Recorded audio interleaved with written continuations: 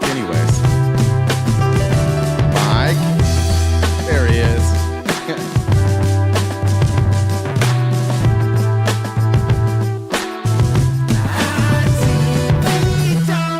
Good morning. Happy Tuesday, everybody. Nice to be here. Nice to be seen wherever you are, however you may be listening. Thanks for making us part of your day.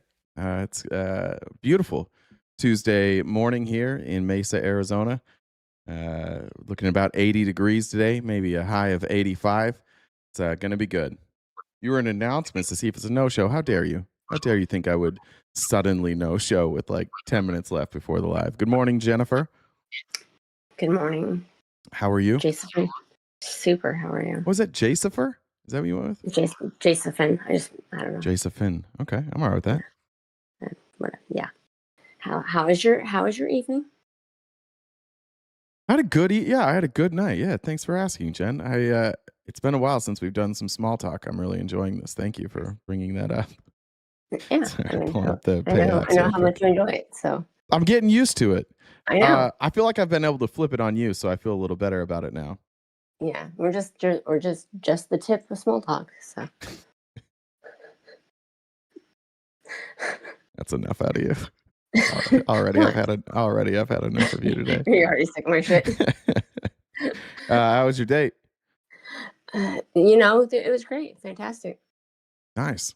What'd you do? Yeah. Oh, the usual. Graveyard? Yeah, graveyard, and then seances and graveyards. Lots of inappropriate talking.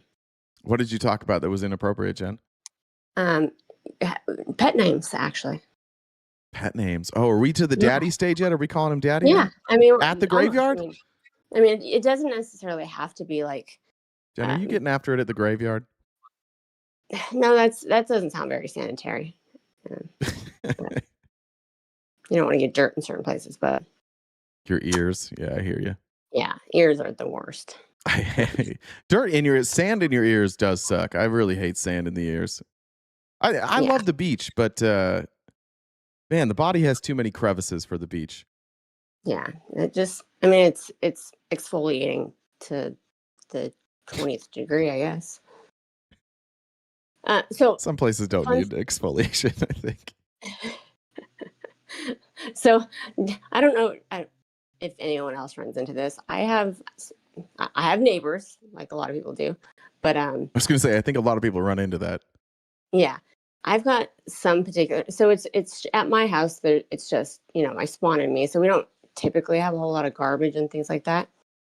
Does anyone ever run into their neighbors like filling up your garbages with stuff their stuff? No, that never happens to me. No. So I don't necessarily mind here and there, but where I am, there's, we've got green waste, we've got recycle, and then the garbage. Last night I go throw out something, and there is a stuffed animal in my recycle bin. That's a creepy. Big giant stuffed animal that like everyone could see it. All right. Well, that was probably from your date at the carnival. Probably, but no. Okay. No stuffed animals, but they'll give you like tickets or notes for putting stuff in that doesn't belong. So it's just it's a pet peeve of mine. So did you write a note? I sent a text at like 10:30. Yeah. Was it nice? Read it to us. Let me see. What's up, Donham? Was it nice? It's maybe it was a little passive aggressive. Okay. So I said, "Hey there, did you guys put some stuff in my recycle bin? There's a stuffed animal right on top of my bin. That may get me warned, flagged for having unacceptable recycling items." Can you not recycle I guess that's not recyclable? A stuffed animal? Well, I went and looked at the website, and I think it could probably fall in the clothing type material category. Yeah. So I'm guessing no. Okay. So this morning, though, when I'm sorry that destroyed your great date night.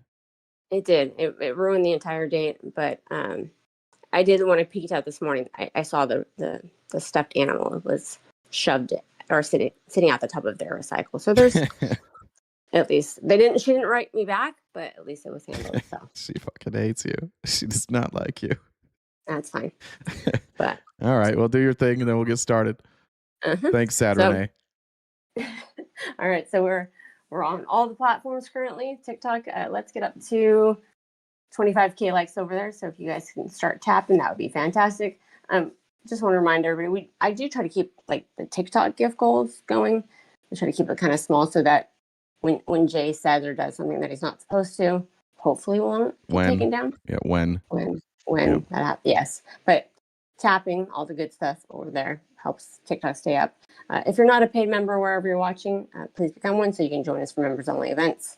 We have a new one coming up this next week. We have to decide what we're watching. We haven't made the decision yet. So we'll have a new movie that we'll be watching this upcoming Monday. That's right. So you have to be a paid member wherever you're watching to join us for those.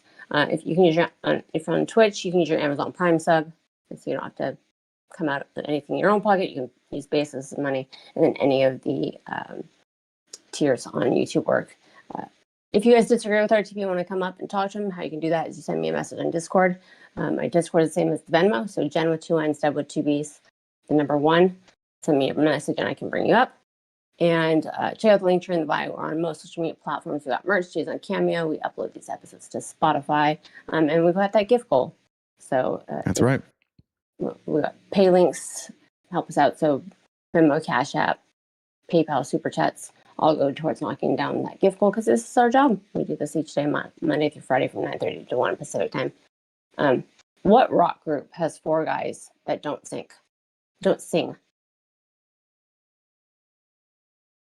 It's got. They don't sing. Mm-hmm. I don't know. Mount Rushmore.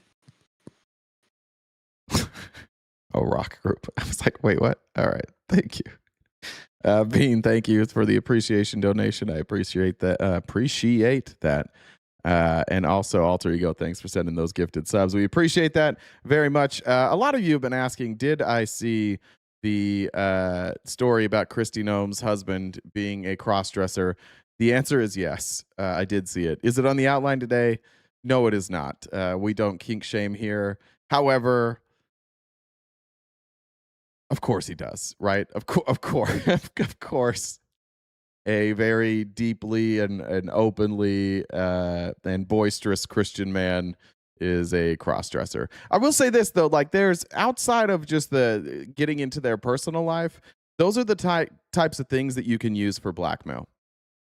So shout out to, I think it was Daily Mail who got that story. You can look it up yourself. We're not gonna take it here, but yeah, that's true.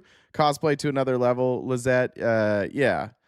Nobody should be surprised that Kristi Noem, who cosplayed her entire job, has a husband who also likes to cosplay.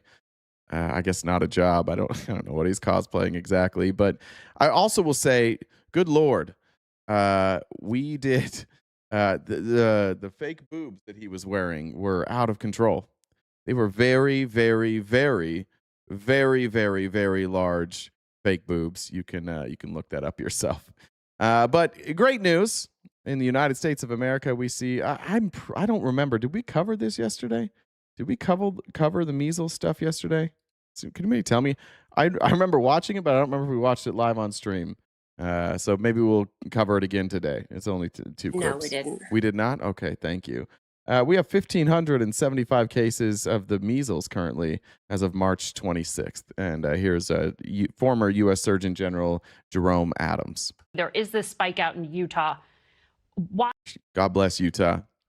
Don't need vaccines in Utah. Let me switch to the video. You don't need vaccines in Utah because Jesus has taken the wheel. Why can't the existing health infrastructure stop this?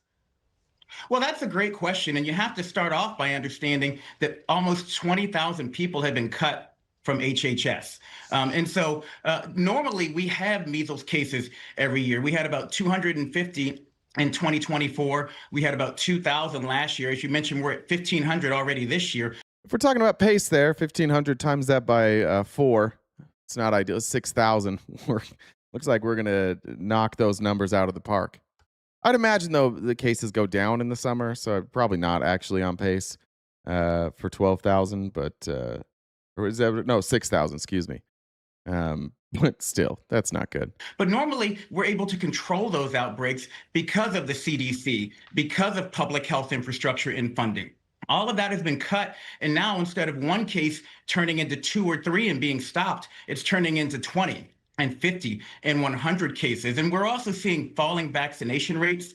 A broad group of states are falling below that 95% threshold for herd immunity for measles. Utah, Colorado, Florida, Georgia, Kentucky, all below that 95% threshold. And the further we get below that, the more these outbreaks explode. Florida's response to this, of course, is to end all vaccine mandates, which is brilliant. I'm starting to think the Republicans' plan is to have a bunch of people die. It seems to be like that. That's what they're going for. Then Dr. Oz was on with Dana Bash. And a reminder that RFK Jr. has been against the measles vaccine. He lies about it all the time. If you remember his confirmation hearings, he was asked about his opposition to the measles vaccine, specifically in I mix this up all the time. In Samoa, I'm pretty sure it's Samoa. And then they had an outbreak of measles in Samoa after he visited, and he's like, I had nothing to do with that, but he did. So CNN and Dana Bash brought on Dr. Oz to talk about this measles outbreak, and I don't know. You tell me. Tell me. It seems like they've given mixed messages about a record surge in measles in the United States. South Carolina, for example, is currently reporting 800 cases. It's the worst outbreak since measles was declared eradicated more than 3 decades ago. Is this a consequence of the administration undermining support? I appreciate this. This stream brought to you by Pfizer. Yeah, dude. Vaccines work. Don't be fucking dumb. Don't be dumb.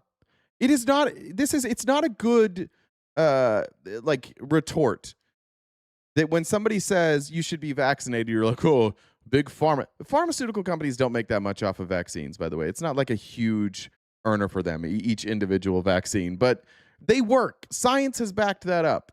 You don't look smart when you come in here and you're like, oh, I bet you guys are vaccinated. Yeah, like we believe in science. We follow data. You're like, but my feelings tell me that it's a scares. Or advocacy for measles and other vaccines? I don't believe so. We've advocated for measles vaccines all along. Secretary Kennedy's been at the very front of this movement. Come on. Just real quick, Super Magnetic Man, Dr. Oz and Dr. Kennedy are also brought to you by Pfizer, I'm guessing. They're also on the take now. Isn't that why you guys liked them? No, he is. But when the first outbreak happened in Texas, he said, "Get your vaccines for measles." You'll appeal to authority. No, I appeal to data, dummy. I appeal to data. You appeal to authority. That's a weird argument that you're making here, because what you're doing is you're appealing to the Joe Rogan podcast and probably like Dr. Malone. You are appealing to the fringe minority of doctors who lie to you about vaccines so that they can make a fortune selling you other shit, supplements that are completely unregulated. And then you say like it's about authority. It's not. I don't trust the pharmaceutical companies, but the pharmaceutical companies are not the ones that are doing the research. They're not the ones that are following and doing these studies of 30, 40, 50 years of double-blind placebo studies on the effects of these vaccines and showing that the vaccines work. I am trusting verified scientific data, and you're like, oh, you're a sheep. Maybe you can't count. Maybe that's the problem. Maybe math is tricky for you. Amanda said, for the best part of being laid off, Jay, Jen, and 420. Thank you, Amanda. Because that's an example of an ailment that you should get vaccinated against. What happened with the core schedule that was released in the beginning of last month was to say, listen, we look at what happened in Europe. In Europe, if you give people 80 different vaccine doses to take, people start. But I'm specifically talking about measles. You think the pharmaceutical companies are doing all of the double-blind placebo, like 30-year studies showing the efficacy of vaccines? You think it's only the pharmaceutical companies doing that? You should look into that.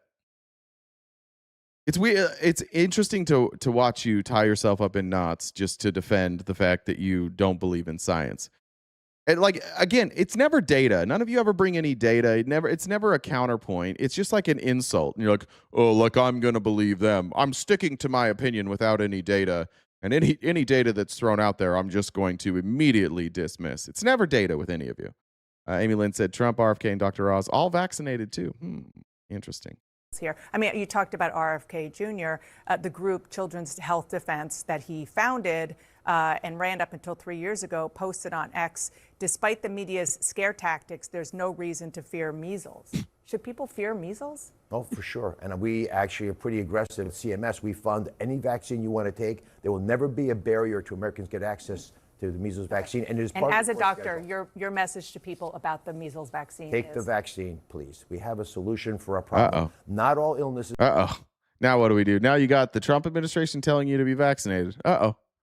Are equally dangerous, and not all people are equally susceptible to those illnesses.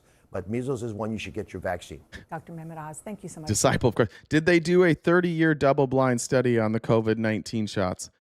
My brother in Christ, you can't study for 30 years the effects of a vaccine without giving people the vaccine for 30 years.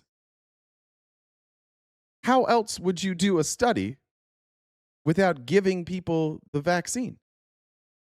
Again, what you're saying is you're choosing not to believe in any of these vaccines, and rightfully so. I don't think it's that crazy. In fact, I really don't think it was crazy at all at the beginning when people were iffy about the COVID-19 vaccine. It was new. It was a new strain. It was people were worried about like what the effects of COVID versus the vaccine might be. However, I can respect that opinion on day one. We're now, what is this, 2022? We're now 4 years later, and the data is overwhelming that it was effective, that people who were vaccinated do far better than those who aren't vaccinated. They're far healthier. States with the highest vaccination rates have the best outcomes for people with COVID-19. Countries with the highest vaccination rates have the best outcomes. The data is overwhelming here. So if you still hold that opinion today, I'm left to assume that you started with an opinion and nothing will ever change your mind from that opinion. If you started with that opinion and now you have shifted your opinion to, oh, well, the data looks like it is safe, I'm comfortable with that. But if you've just held on to that same opinion forever and you're still like, I didn't get vaccinated and I didn't die, that's not really an argument for the efficacy of vaccines. If you want to make an argument for the efficacy of vaccines, you're going to look at the people who took the vaccine versus who didn't take the vaccine, and then you're going to compare outcomes. And you have to get verifiable outcomes. And this is one of the gross things that everybody has done here on your side of the aisle, is that you have relied almost entirely on VAERS, like self-reported vaccine injuries, as a way to convince yourselves not to take a vaccine where it is largely effective. So I don't know what to do with you guys there. Just seems like you start with your opinion and then you work backwards, and anything that gets in the way, you're just like, never mind, I'm not going to do that anymore. All right, we're off vaccines. All right, I had missed this. Actually, somebody messaged me this morning. I appreciate this. I had missed this. We talked about the ruling in New Mexico for Facebook, however many bill. I don't remember what the total settlement was, but another lawsuit now in California has YouTube and Facebook having to pay out damages. Jurors had been deliberating for over a week. Let's get right to our Josh Haskell. He's live outside the courthouse in downtown L.A. Josh? Philip and Colleen, after more than 40 hours of deliberation across 9 days, California jurors decided that Meta and YouTube were negligent in the design or operation of their platforms. Now, they were found liable of using addictive practices that hooked children on the sites and contributed to mental health and other harms. $3 million in damages were awarded. I want to pan over and show you some of the supporters who have been out here the entire trial. We have seen them here this morning hugging, crying at times. There's also photos of other victims. Those supporters telling me that those victims were also harmed by social media. Some video of for you. The 20-year-old woman at the center of this trial, identified in court as GM was the key plaintiff in the case. She alleges that she began using social media as young as age 6 and became dependent on the apps. Her lawyers say that dependence contributed to years of anxiety, depression, and body dysmorphia. She testified and described the emotional impact of not receiving likes, comments, or subscribers on the platforms like YouTube and Instagram, telling the court, "I would just get really upset and sad and feel like I wasn't worthy, I guess." Then she added that the lack of online engagement made her feel insecure and made her feel like she looked ugly and affected her own self-worth. Now, back here live. I was thinking about that while I was watching this morning, just like how easily you could manipulate somebody or like destroy their life. For example, like for let's say a content creator or just somebody who like they spend a lot of their time online. If you really wanted to fuck up their life, any of these social media companies could just change their algorithm. They could just make it so that nobody engages in your stuff anymore. And that would be tough for a content creator. That would be I try really, really hard not to look at views and try just to like put out information. I don't remember the last time I looked at views unless somebody asked me what views are like. Occasionally we'll get like an email, but this sets up a scenario where very powerful people could ruin other people's lives really, really easily. Yeah, the shadow ban. We've seen content creators kind of come and go. Some of them have really, really struggled when their numbers dipped, and some of them spiraled into some pretty dark places. At this point, we have not seen any of the attorneys come out here to speak to reporters, but if that happens, we will, of course, bring that to you. We also don't know yet if the victim or anyone who testified in this trial will speak, but we are out here monitoring that. Again, here we can report that the jury awarded. Yeah, Mr. Jones got taken down not by the algorithm. He got taken down by human beings. So $3 million in damages in this landmark social media addiction trial. For now, live in downtown LA, Josh Haskell, ABC 7 Eyewitness News. Yeah. Leftist game streamer, I wonder if they're not pushing my shit because I'm critical of the administration or if I'm just trash. That's hard to tell, too. Timmy, what are you talking about? I don't smoke cigarettes, and the COVID is not the common cold. That's why it's not called the common cold. Isn't that weird? Like, how is your whole argument wrong? That's a wild thing. You try and insult somebody and then also call COVID the common cold. That's exactly what we're talking about. Like people who just start with one opinion and then completely abandon it. The reason people said it was the common cold is because they thought it was going to be seasonal. That's the only reason that came along, is because people were getting COVID and they're like, it's just like the common cold. It'll go away in the summer. Remember Trump saying like, as soon as it warms up, it'll go away. It's magic. It'll disappear. And then it didn't. And that's when you should have stopped saying it's the common cold, because the common cold is killed by the summer. The common cold can be killed on surfaces with disinfectant quite easily. It doesn't mutate the same way. You should have abandoned that argument after a few months, but here you are years later, just trotting out the same old argument that has been debunked time and time again. That's a bad one. That's one like saying like the sun rotates around the earth, but that's been debunked too. This guy probably thinks the earth's flat. Real quick, who was that? Timmy, you think the earth's flat, right? Let's talk to you for a second, Timmy. Is the earth flat? Timmy responded by saying, "Bomber people have sighed from the cold, then coof, guy." Thanks, Timmy. Appreciate that. Timmy, what shape is the earth? It's out of curiosity.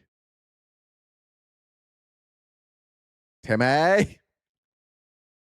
Let me know what Timmy says. All right. Moving on off of Facebook and YouTube there. I'm glad. I hope everybody, I hope people just sue the shit out of them. I saw Sergey Brin.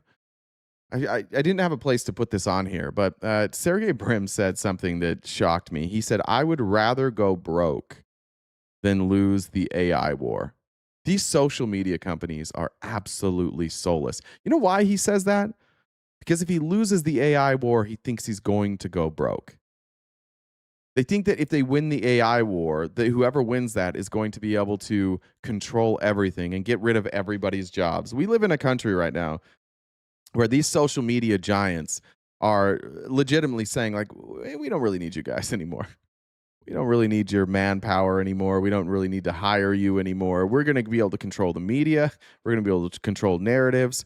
We're going to control every aspect of your life. We're going to know where you're going, what you're saying, what you're doing.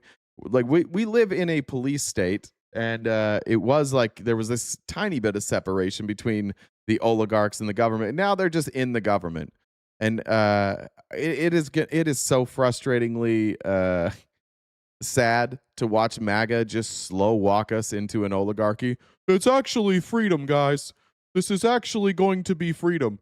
We need these tech oligarchs to have the freedom to do whatever they want. If they don't have freedom, then none of us have freedom. Timmy, let's not talk about swings and misses, bud. Let's not talk about that. Okay. This is weird. This is just weird. I don't really know what to do with this or where to put it, but this is what is her name? Brooke Rollins at CPAC the other day, and we didn't show this, but this morning, Caroline Leavitt rolled out for her press conference, and she was like, "Hey guys, did you hear us praying loudly in the back? Did you hear us say amen? We had a very loud prayer before we came out." That's how she started her press conference today. And just a reminder that anybody who is that vocal about their religion and has to talk about it all the fucking time, especially when they're trying to get sympathy or they're trying to gain favor from you, talking about religion in that way is manipulative. And that's what they're doing now. Now the Trump administration is so far removed from anything they promised that they've just started saying that everything they do is ordained of God. Here is Brooke Rollins, the Secretary of Agriculture at CPAC.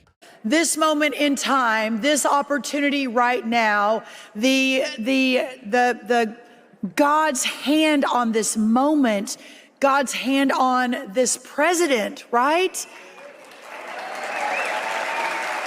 What's he doing? Put his hands. Why is he putting his hands all over the president? What's he doing about? Why is he doing that? God's hand on our cabinet. It is. It's just such a joy. And listen, the job is hard, right? The darkness is real. The fight for the light is. Of course, the darkness that she's speaking about is the Democrats who want to give help poor people. That is the darkness that she's talking about. They don't want us ripping away Social Security and Medicare, and they want people to have health care. That's the darkness that the Lord is guiding them through. Is righteous and just and biblical. That's where we're at now. We are at the state, like we're in a war right now, and they're like, God wants us to do this. She's right. Yeah, cool, Lisa. Cool. She's right. She's saying the things that I also feel that have been put in my head by my religious leaders, and I accepted them. It is good versus evil, and clearly the Republicans are the good, and the Democrats are the evil. It's gross. Democrats want open borders? For sure. Yeah, that's for sure what we want. We want open borders. We'd like to trans all of your kids. We want 100% tax on everybody. Except for undocumented immigrants. We want all of the tax revenue to go to the undocumented immigrants. In fact, it would be ideal for us if the border was completely open, but we all waited at the border with our keys. And every time an undocumented immigrant came across the border, we handed them our keys and a check for $10 million, and then we buried ourselves in the sand. That's ultimately our goal. That's for sure what we want. Let's talk about, speaking of God's hand in everything, the one thing that has been confusing me about the Republican God that they keep speaking of is his insistence on covering up the Epstein files. I think that's a bizarre thing for God to be doing. If they insist on giving God credit for everything, I'd like to ask them why God is covering up the Epstein files. James Comer was on last night on CNN with Jake Tapper. And we're to the point now that James Comer is just having to tell the truth about this administration. Redacted, and there's been confusion with the Department of Justice. They've released some names, and you remember some of the victims said, that's not fair, my name wasn't redacted. I got you, Lisa. How can I laugh at good versus evil like this? I don't think you know what good versus evil is. You think people with a different opinion than you equals evil. I would challenge you, Lisa, to point to anything I've ever advocated for that is evil, though. And I will point to things that you likely advocate for that I believe are evil. Supporting Israel as they commit a genocide. I believe that is evil. I believe discriminating against children, trans children at school is evil because I think discrimination is evil. I think that attacking children as adults is evil. I don't think you could point to any policy that I support that is evil, but go ahead. I wanted my name redacted. That's because they were a victim and a victimizer. So there's a lot of issues as to why all the documents haven't been released. But we're still pressing forward, trying to get as many documents released as humanly possible, as many as the courts will allow us to release, because we promise transparency and we're doing everything in our ability to deliver on that promise. Right, but technically, the Justice Department for months now has not been in compliance with the law. I mean, who is attacking children? The Trump administration. Refusing to release the Epstein files where children were abused, ICE agents who go to schools who kidnap kids from their homes, people who write legislation targeting trans children. Am I missing any other way? Oh yeah, lying to children about vaccination and leaving your kids unprotected against diseases like measles. Trying to change the education system so they learn about Jesus instead of things that were actually important in their life, things that will actually benefit them in their life. Like the entire Republican platform is just an attack and an indoctrination effort on children.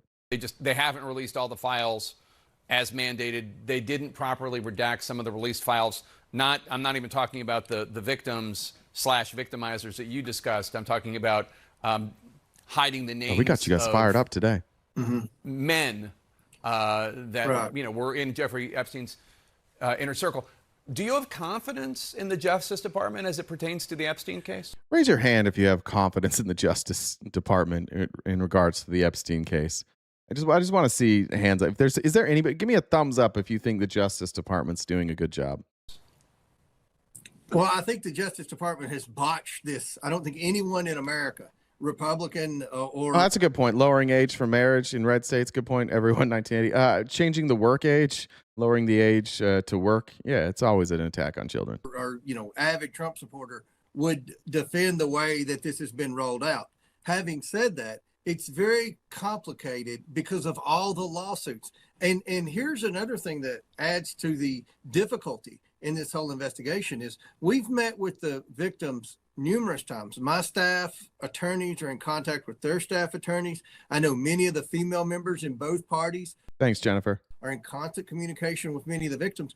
And to this day, they have not given us one single name of a man who has victimized them. Now, part of the reason is because many of them... What does Epstein have to do with politics? A lot.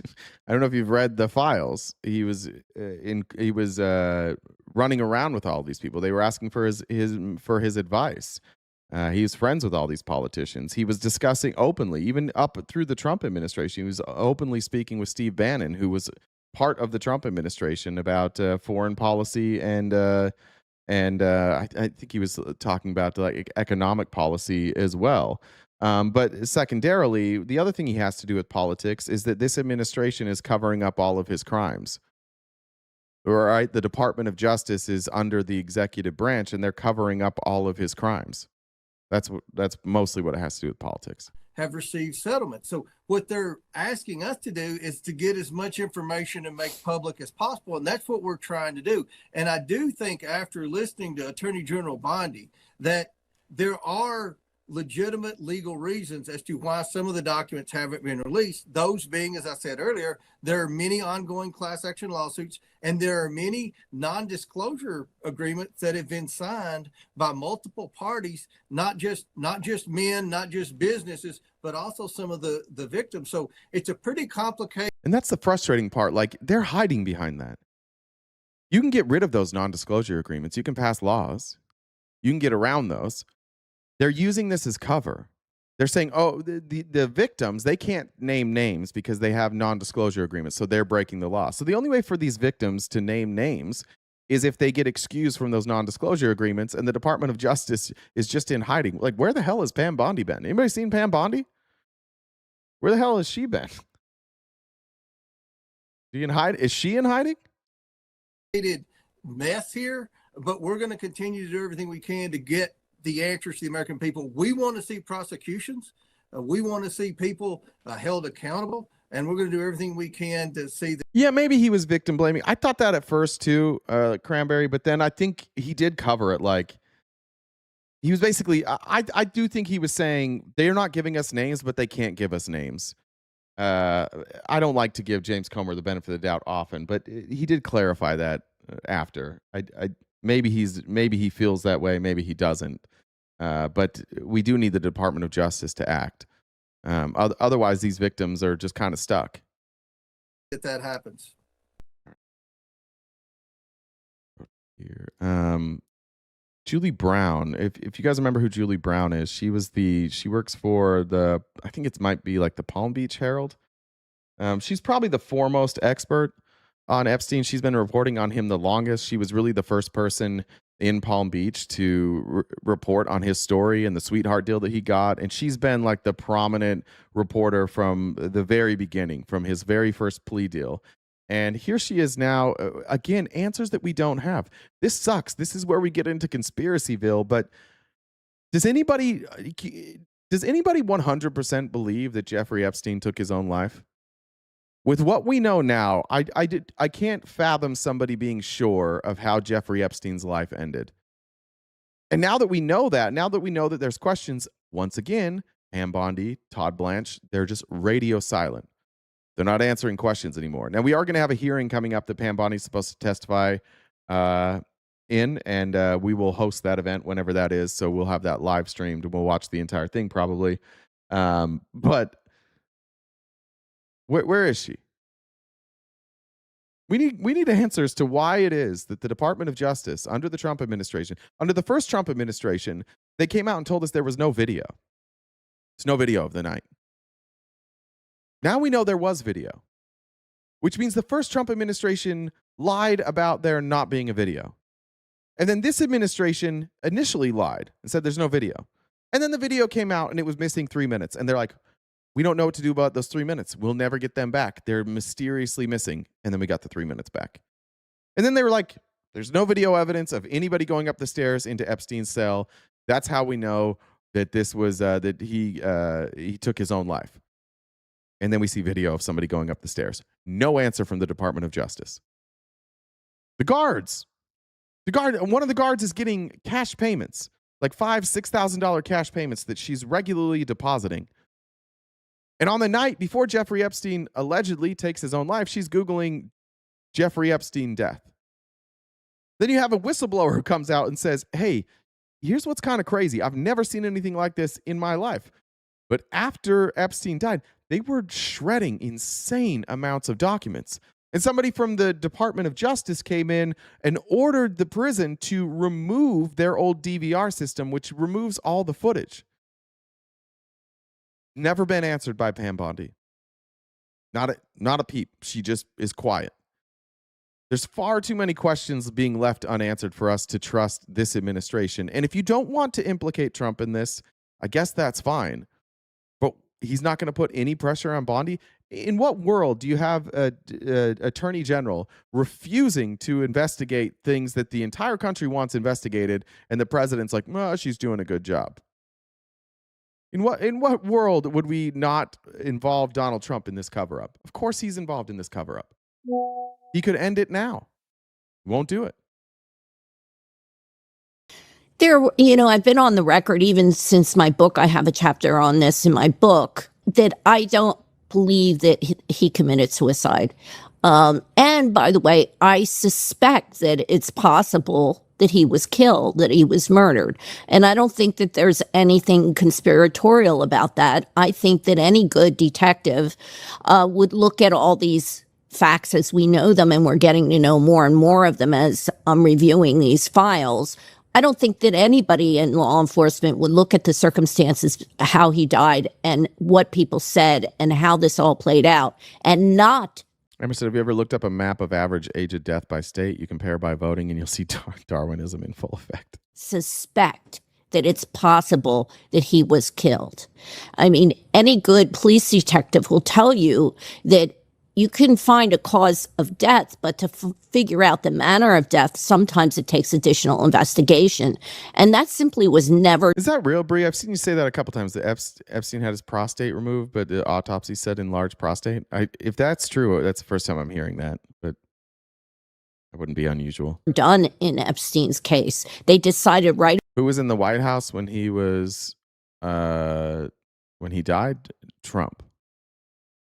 When he was freed? What do you mean freed? You're talking about like his first charge? The first charge was Bush. He was first charged under the Bush administration. Away that he committed suicide. The medical examiner ruled pretty quickly that it was a suicide, even though, by the way, the medical examiner who actually. Obama wasn't president in 2008. He ran for president in 2008. He took office in 2009. The charges against Epstein were in 2008, that investigation. So common misconception that it was Obama, but actually that investigation started under the Bush administration. Conducted the autopsy. Yeah, 2006 and then 2008. Who mishandled that? Good question. Not Pam Bondi, but Alex Acosta. What was Alex Acosta's next job? Oh, he worked for the Trump administration. Left the cause of death pending. In other words, she too was a little concerned that it wasn't a suicide. And then you have the whole events surrounding it. You know, he was supposed to have a cellmate. They pulled a cellmate out that morning, left the cell empty all day long, and then, of course, into the night, even though everyone was given strict instructions that he was to have a cellmate. The guards fell asleep. They were playing on their computers. You know, there's just a litany. I should probably put together a whole list because it would fill a whole page of things that went wrong to the point that you had the cameras weren't. By the way, not one of you that asks why Biden and Obama did anything. The reason you're not going to get any response is because you won't address what Trump is doing now, and we're not going to play that game. If you're looking at this and you're watching a cover up and you refuse to acknowledge that and you deflect to what did Biden do, what did Obama do, then it's clear that you're not really in this for a discussion and you're not trying to get the truth. You just want to play politics. You know what Biden and Obama didn't do? Actively, openly, and publicly cover it up. If they covered it up, it was private and we don't know. But we're watching an open cover up in real time, and your unwillingness to acknowledge that is a little sad. Working.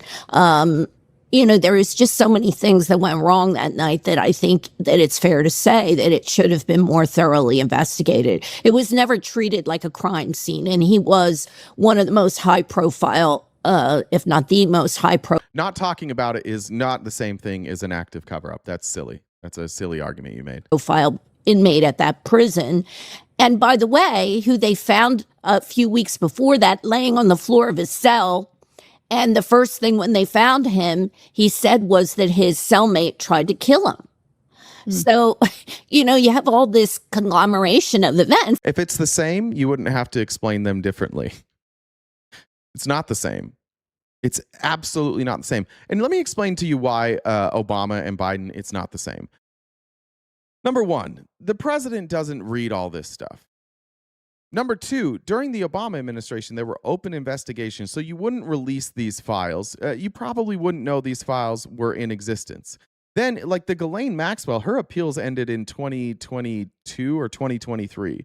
So because of that, and because of our laws, you can't release those files. So basically, Biden had about a year and a half, maybe a year, when he could have released the files. And if you want to be critical for him for not releasing them in that year and a half, and critical of Merrick Garland, that is totally fine. I accept that criticism. I agree with that criticism. They should have released these files. I don't know why they didn't. I don't know if they were trying to cover something up or if they just weren't trying to play politics. Whatever their reason is, they were wrong. They were wrong to do it. It doesn't change that the Trump administration is covering it up. So if we want to be honest about the criticism, plenty of criticism to go around. But if you're unwilling to criticize Trump and instead only want to talk about Obama and Biden, then I think you're a little bit sick. Because what we're talking about here is people who were children who were abused. whose lives have been absolutely destroyed.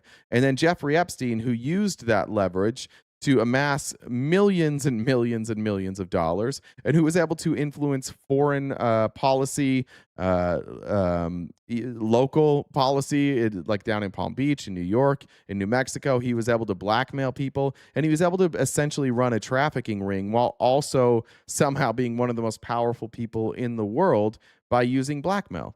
If you don't want to address that because Donald Trump is involved, that's cult behavior. That's bizarre behavior by you. Do you have kids? Do you know young people? Were you young once? We should just not do anything about this because it might hurt Donald Trump. Corvette Girl said, if doves have white babies and crows have black babies, what bird has no babies? Swallows. Thank you. Melanie said, did you see the Guardian article reporting on ICE being sent to military graduations to detain immigrant family members of the graduates? Imagine about to go to an illegal war and die for a country just to have your family detained. I did not see that. You should send that to me. That's sick. Fuck ICE. And then you have the Justice Department never thoroughly investigating, not really investigating it at all. Who ended up with Epstein's wealth and properties? I mean, a lot of that's in his estate. He's had to pay out a bunch of settlements from that estate. So I don't know exactly. Some of it still exists. All right. Now, here's a term that is starting to really piss off Zionists. And so I just want to show this. I'm showing this because I think we should continue to use it. And if you've been watching the Iranian propaganda videos, the Lego propaganda videos, you'll notice they use this term too. The Epstein class, the Mar-a-Lago elite, is not going to fund our political revolution to oust these criminals, these hypocrites, these thieves, and these liars. We got to do it ourselves. The Epstein class. Keep saying it. So please contribute today. I'm out in the field supporting. Now, the reason I showed that is because the ADL has been freaking out about this. They say that if you say the Epstein class, that somehow is anti-Semitic now. Now, that's what the ADL is saying. Raskin, who was born to Jewish parents, comes from a Jewish family with roots that trace all the way back to Russian immigrants, describes himself as Jewish and a humanist and says there's no conflict between the two. But the ADL now it's so clear that they are just Zionists that now they are trying to say that anybody who says the Epstein class is anti-Semitic. So as per usual, fuck the ADL. Here was Thomas Massie. And this was from earlier this year, from February earlier this year. I hadn't seen this clip. But a reminder that we are doing a lot of stuff on the House floor. A lot of stuff.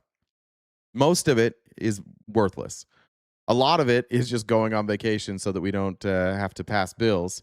And some of it is like going after OnlyFans people. Massey with this reminder, and this should be the reminder for everything. Our government, the executive branch specifically, is doing nothing about the Epstein files. Congress has done their job.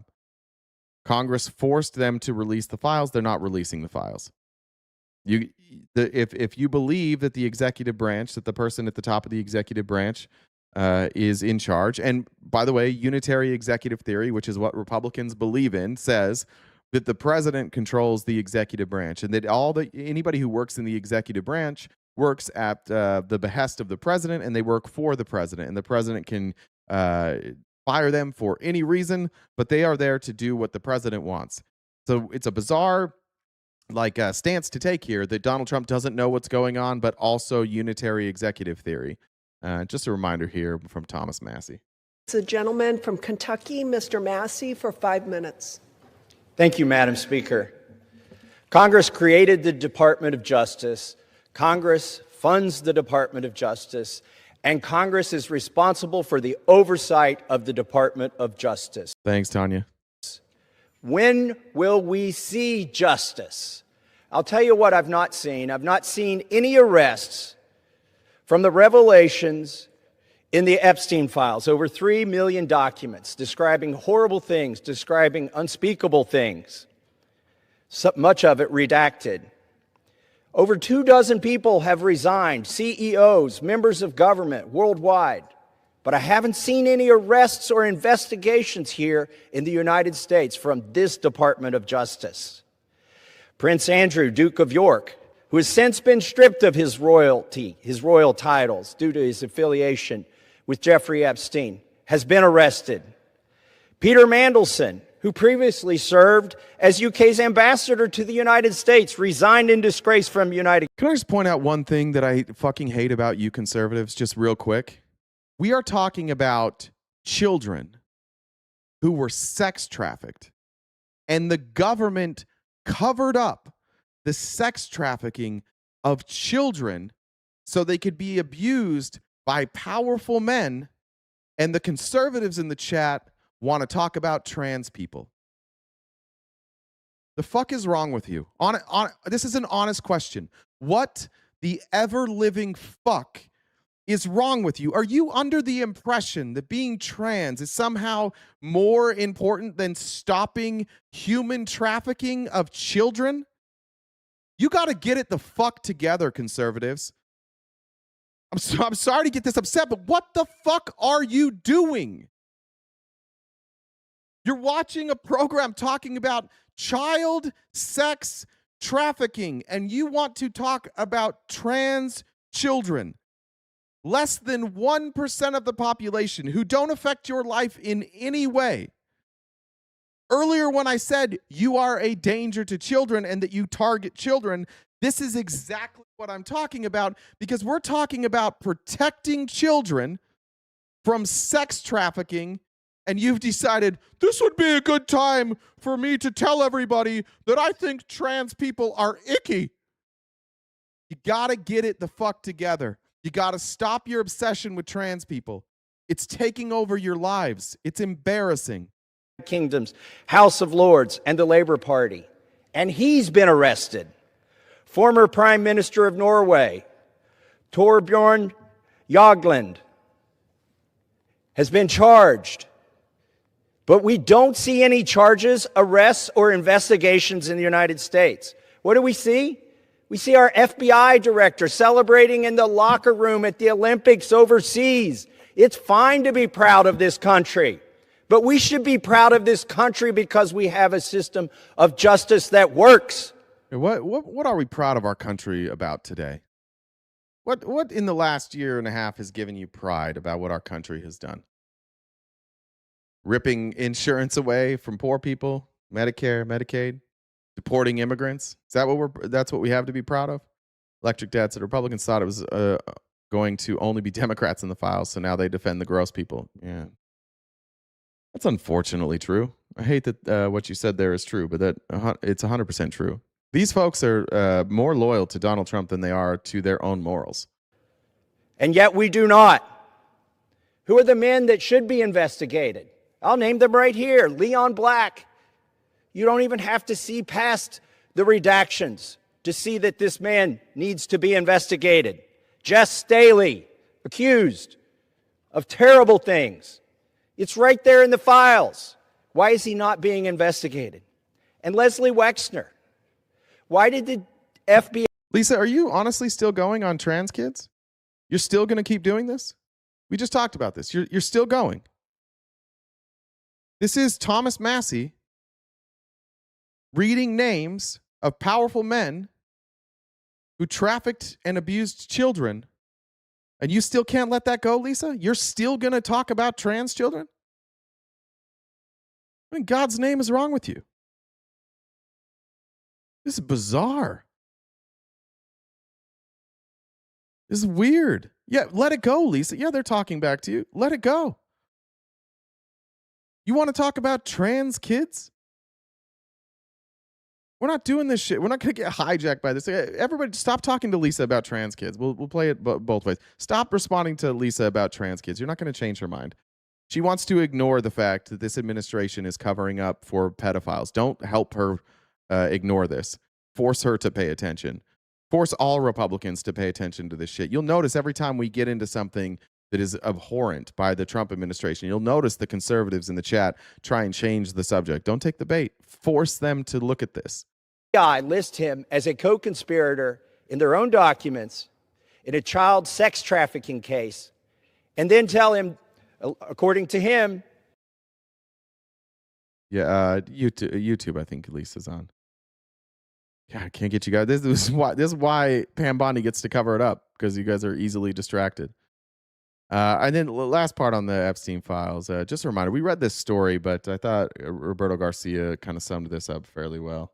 Morning, House Democrats are seeking testimony from private investigators hired to remove Excuse me, he didn't sum this up. This was the ABC. He retweeted it. computers, phone directories, sex toys, and pornography from Jeffrey Epstein's Palm Beach mansion 11 days before a 2005 police raid.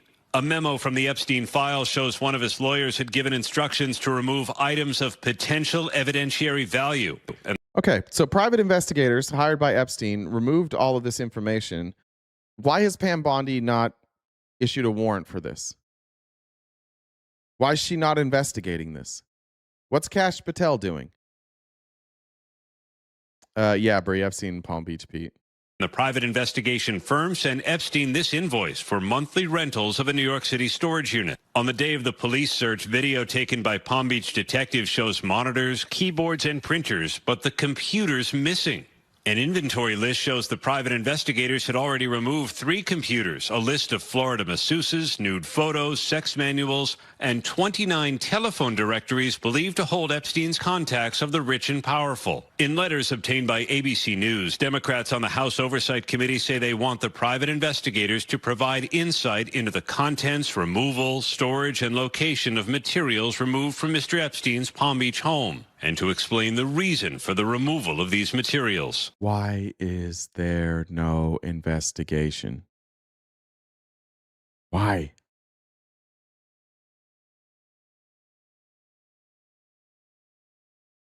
Why is Pam Bondi and Kash Patel not doing anything about this, and why are you so quiet about it?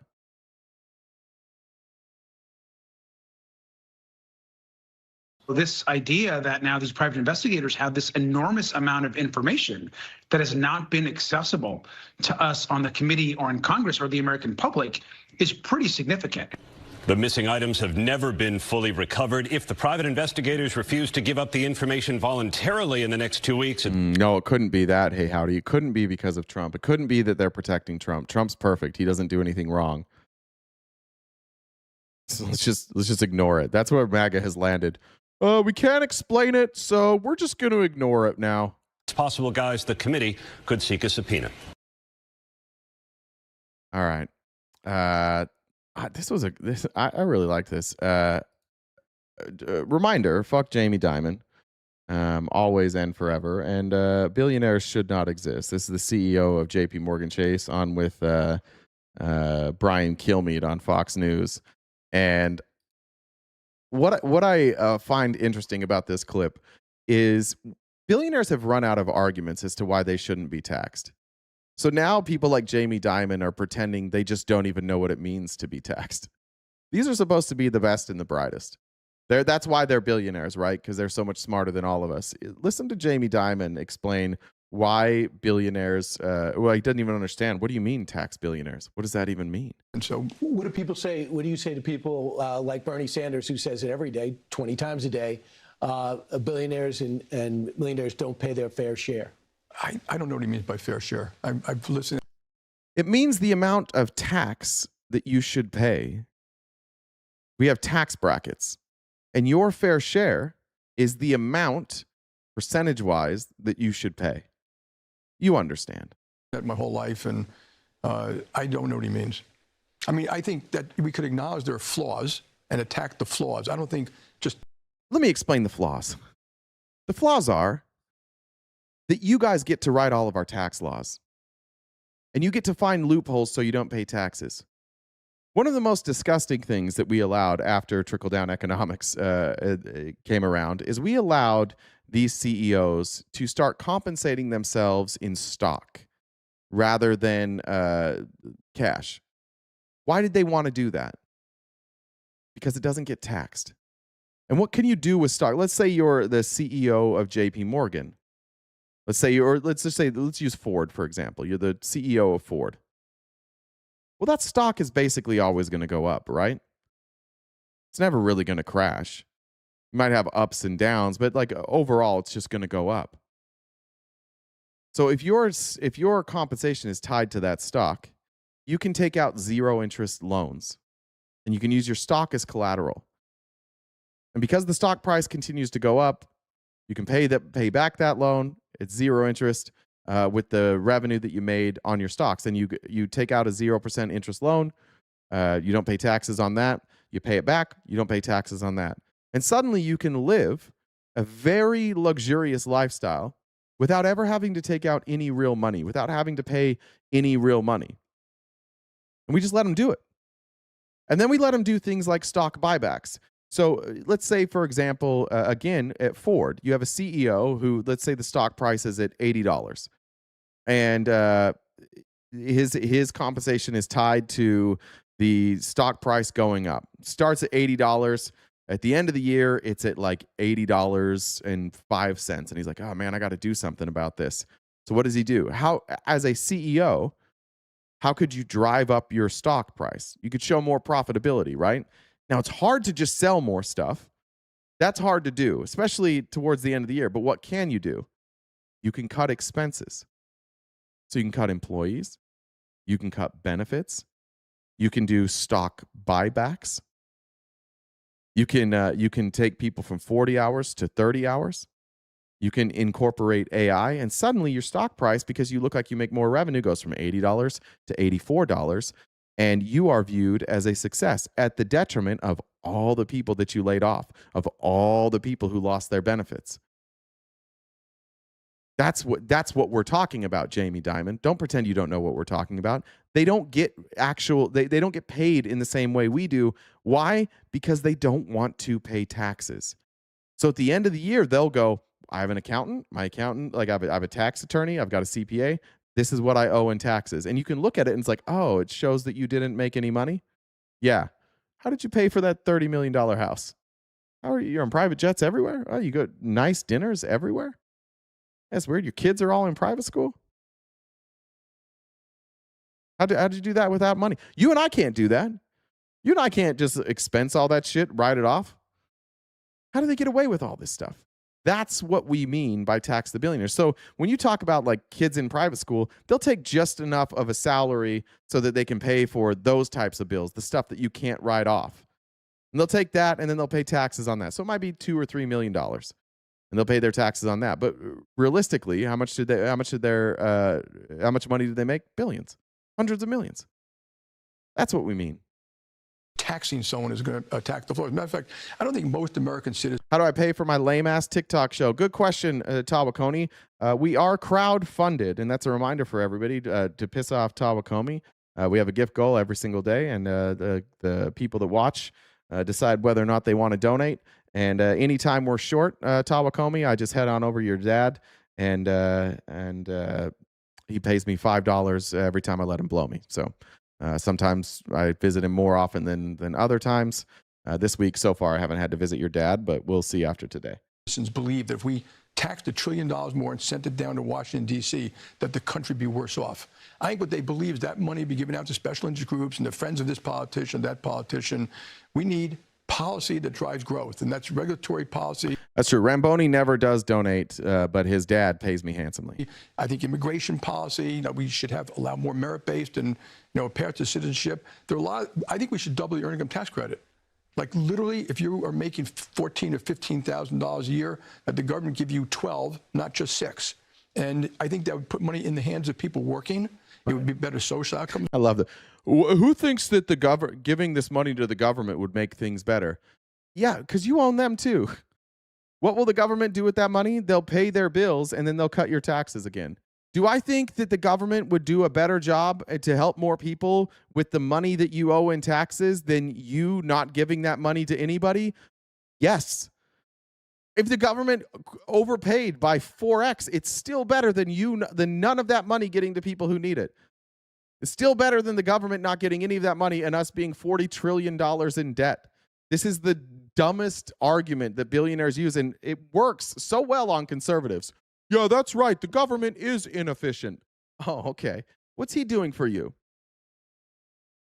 Him keeping all that money, slashing employee benefits. How's that benefiting you? It's not. But just since he has a lot of money, he shouldn't have to pay taxes like you do. You have to pay tax. It comes out of your check every week. If you're employed, if you're self-employed, you pay taxes at the end of the year unless you're able to write off enough stuff. But he shouldn't have to pay taxes, right? Because the government can't do anything. Like, why are you guys running interference for billionaires all the time? Look what's happening in New York. Things are going very well in New York. Good question. More home ownership, less crime, less recidivism. That first rung in the ladder leads to the second rung, and the money to be spent in their local communities. Do you like the idea of Trump accounts? Yes. Yeah, the billions of dollars that you don't pay in taxes will be spent in your local community for sure.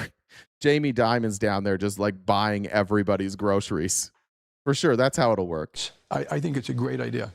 And all right, good reminder there. Dolphin said Maxwell's appeals were exhausted on October 6, 2025. DOJ under Biden maintained the materials was still part of an open criminal investigation and appeals process during his term. Yeah, I just think they were wrong about that, Christina. I think like once it was under appeal, I still think they could have released it. I might be wrong about that, but you're right. The final appeals were exhausted October 6th. Biden couldn't release anything. Please stop that. I think he could. Let me go back and check on that, Dolphin. But I'm pretty sure that there were other cases that he could have, because the Maxwell stuff wouldn't preclude all of the Epstein files. That it would just be anything that they were using for the Maxwell case. But the Epstein files themselves could have been released. Thanks, Austin. Thanks for calling me a turd. I appreciate you being here. I like that a lot. All right. Let's talk about the economy real quick. Justin Wolfers here, University of Michigan professor, and always hyping the Wolverines, which I don't like. The word recession's thrown around a lot, and I personally believe a recession is on the way. I think looking at our economic future and the options in front of Donald Trump, I don't see how we wind up in any other place but a recession. I don't even know if there's a way for Trump to stop it at this point, or for Congress. But generally speaking, when we're talking about a recession, you're not seeing like the percentage chance of a recession being up around 60 or 70%, but we are near the highest percentage chance of a recession as we've been in a long time. Justin, are we headed towards a recession? Mate, it's never a sure thing, and it doesn't have to be that way. Right now, over the past week, Goldman Sachs have upped their estimate of the chance of a recession this year from 20% to 25%. They thought that wasn't enough. It's now up to 30%. I spent my weekend reading analysts' notes as people kept raising and raising it. And just to give viewers a sense, it's at 30%. Illusion, you mentioned recession. Here's my appreciation. Thanks. Normally, it's around about 14%. So it's roughly double what it would always be. But we don't need to think in bright lines. All of this is saying the state of our economy is going to be worse than it otherwise would be and worse than it needs to be. We may avoid a recession. We may not. And how much of that is attributable to the war in Iran? This is all due to the war in Iran. So I had a really interesting conversation with somebody. They might be here today about the war in Iran. And we were talking about the difference between Joe Biden's response by slapping sanctions on Russian oil and what Donald Trump is doing. And it might not come across all the way, but like the difference between what's happening in Iran and raising prices and what happened in Russia are twofold. Number one, we didn't force Russia to invade Ukraine. So that wasn't self-inflicted. Number two, as Russia invaded Ukraine, that spiked oil prices all around the world. One, because we weren't the only ones who slapped sanctions on them. Other people did as well. But also because Ukraine was going after infrastructure to attack Russia back. And then Joe Biden slapped sanctions on Russian oil, and that also raised the prices of Russian oil. And so, that raised not the price on Russian oil. That made it so that there was less supply, and that raised the price of oil. I'm still waiting for a reason for why we're in Iran, and we will get to that a little bit later. And them saying the shit that they're saying now is like, oh, we've been at war with them for 47 years. That's not going to work for me. Telling me that they were close to getting nukes, that's not going to work for me. There's no evidence of that. Saying that they are a threat to us, they've been attacking us, that's also not going to work for me. But what we have here is a war started by the United States and Israel for no apparent reason that is disrupting the entire global economy, and we are going to see rising oil prices, which we already are. I think I checked it like 7:30 this morning. I think it was at 116. Does anybody know where we're at right now? Brent, I think Brent, what was Brent at? Like, let's look real quick.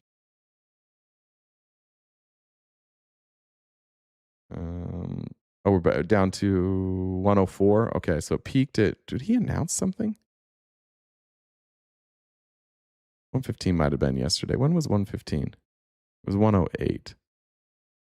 Thought I saw 115. Okay. And then we're back down a little bit today. Was there an announcement that dropped that back down? Anyways, if we're talking about possibly doubling that, we're talking about $150 a barrel oil or $200 a barrel. I know here in Arizona we're up over $4 a gallon. Florida, I think, is the same way. California is obviously very expensive. Washington, Oregon. This is what happens in our country. It raises oil prices, which raises everything else, right? Especially stuff like it raises the cost of goods. But if you look at Vietnam, if you look at China, if you look at South Korea, they're talking about, specifically Vietnam and South Korea, they're talking about not oil prices going up. They're talking about we might not have oil. And so the stuff that we import from Vietnam and South Korea, who I think are number 4 and 5 as our trading partners, some of that stuff, the price will go up. Some of that stuff we won't be able to get. And we'll have to source it from other countries. And because we'll have to source it from other countries, that will drive up the cost because the supply is lower and the demand is higher. This is an entirely self-inflicted wound that the United States is putting on ourselves. And for the MAGA folks in the chat, why? What part of it? Like, let's just say that that we take the Trump administration at their word and that they complete their objectives. How is Iran not having a navy, an air force, and missile capability worth all of this? Especially because they could rebuild all of that. How's this worth it? Can you explain what the benefit is to me? $5 a gallon for premium the other day. Jeez. I'm electric, so I don't have that, but I imagine like the rates I'm going to pay for electricity is going to go up. I think right now I'm getting, it's like when I go to a charging station, it's like 30 cents per kilowatt or whatever it is. Ash said, Noam's husband caught in a double life. Google it. We covered that earlier, Ash. Thank you. Swish said, Dollar Train, run on Todd because fuck Todd. Edmund Essa said, fuck off, Tom. Thank you. Anyways, what we've seen over the past few weeks is basically everyone's had to go back and have a bit of a look at what their forecasts were. I've done a few numbers myself. It looks like this will probably cost the US economy on the order of several hundreds of billions of dollars. A reasonable estimate is 200 billion. It wouldn't be crazy to say $1 trillion. For the typical American household, if it's 200 billion, that's roughly 2,000. We just have $1 trillion to waste on this? $1,000 for your household, but it could be much more. It could even be as much as $10,000. Typical lefty saying that we waste money on wars. Yeah, I'm just historically accurate. What war wasn't a waste of money? Who was that? Daniel McKay. Which war would you say in our lifetime? I don't know how old you are, but which war in our lifetime wasn't a waste of money? Could you tell me? Where do we get like a good return on investment? Stand up for the murdering regime and world's largest sponsor of terror. No, I am not standing up for the United States. I'm not. I'm not. I'm saying that I'm tired of the United States being a murderous regime and the world's largest sponsor of terrorism. I'm doing the opposite. It's crazy too. Like, I don't have to like Iran. And frankly, I don't like Iran. If any of you know, like, I don't like religion at all. I certainly don't like the way that Iran has been run. I don't like the oppression in Iran, and I don't like what they do. That doesn't mean that I have to support us just like indiscriminately bombing the fuck out of them. And like, this is what they do. This is what politics do to you. They narrow your view down so that there's no nuance. So your opinion is either one of two things: bomb the fuck out of them and ignore it, ignore that it's hurting us, or you defend Iran. And those are your only two options. There's another option. Fuck Iran. Fuck the Ayatollah. Fuck the oppression placed on the Iranian people by their own government. And also, let's not start a war with Iran. You can hold both of those opinions. Unless you are MAGA and you're having a hard time justifying this war. So what you have to do instead of justifying the war and coming up with an explanation is say that everybody who doesn't think exactly like Donald Trump just is supporting Iran. Iran is not a bigger problem than Israel. Israel is a bigger sponsor of terror. Israel, since the start of this war, which, by the way, we started with Israel, has invaded 2 other countries. Are you aware of that? Did you know Israel was invading other countries right now? Who did Iran invade? Tell me, let's do this. What did Iran do? Give me a specific thing that Iran did to us that caused us to go to war with them. I'll stop the show for a second. By the way, reminder, you're welcome to come up here and tell me all about it. Tell me what Iran did specifically that should change my mind where I should support going to war with Iran. It's just going to be a bunch of dipshits calling me un-American. That's all it's going to be. They don't know either. They just know that they have to support Trump. Hey, dog, you weren't alive for World War II, bud. You'll never call out a Democrat that's killed millions. I don't know. K-Dog, shut the fuck up. You weren't here when I criticized Joe Biden for his support of Israel. That's stupid. I was just as critical as Joe Biden on his support of Israel as I was with Trump. They attacked a music festival? No, that wasn't Iran. Try again. What did they do? 52 hostages. We have hostages. We have more hostages than Iran. I think we looked this up. The longest we ever held, the longest Iran held a hostage, I believe, was something like, it was a little over a year with one of our hostages. We've had people held as hostages in Guantanamo Bay for 20 years with no charges. We're much worse than them. Do we keep going? What is it? Islamic people are taking over this country. I hope so, Dylan. I hope that there's more of them and less of you. See how hard it is for you to tell me what it is that they did that caused us to go to war with them?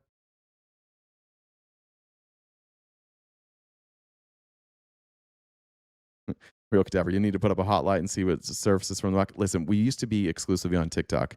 The reason that we don't have a hotline and the reason that we make people go through Discord is because we want to sift through the muck. We would like a MAGA that can speak in full sentences.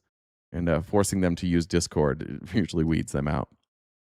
They killed 40,000 people for protesting. No, they didn't. First of all, we say 30,000. Can you cite me a source? Can you cite me a confirmed source that says they killed 30,000? Because the stories of everybody on the ground there, and not just the Iranians, right? Because I don't trust the Iranians' numbers either, just like I don't trust Israel, just like I don't trust ours. The number seems to be closer to like 3,100. And what we do know about those people who were protesting the government is that they were also funded by Israel, a large number of them. And that Israel has been trying to get people to overthrow their government. So that's a made-up number. You just jumped it to 40,000. Our own administration says 31,000. I don't believe that number because there's no source for that. Nobody's given me any confirmation. The only numbers that I have from people on the ground say it's about 3,100. So you just 10x that so that you can have a story. Also, why don't we invade Russia? Why don't we invade China? Why don't we Israel? How many did Israel kill? Hundreds of thousands of Palestinians? Why didn't we invade Israel? Suddenly we only seem to care about protecting people when we want to go after them.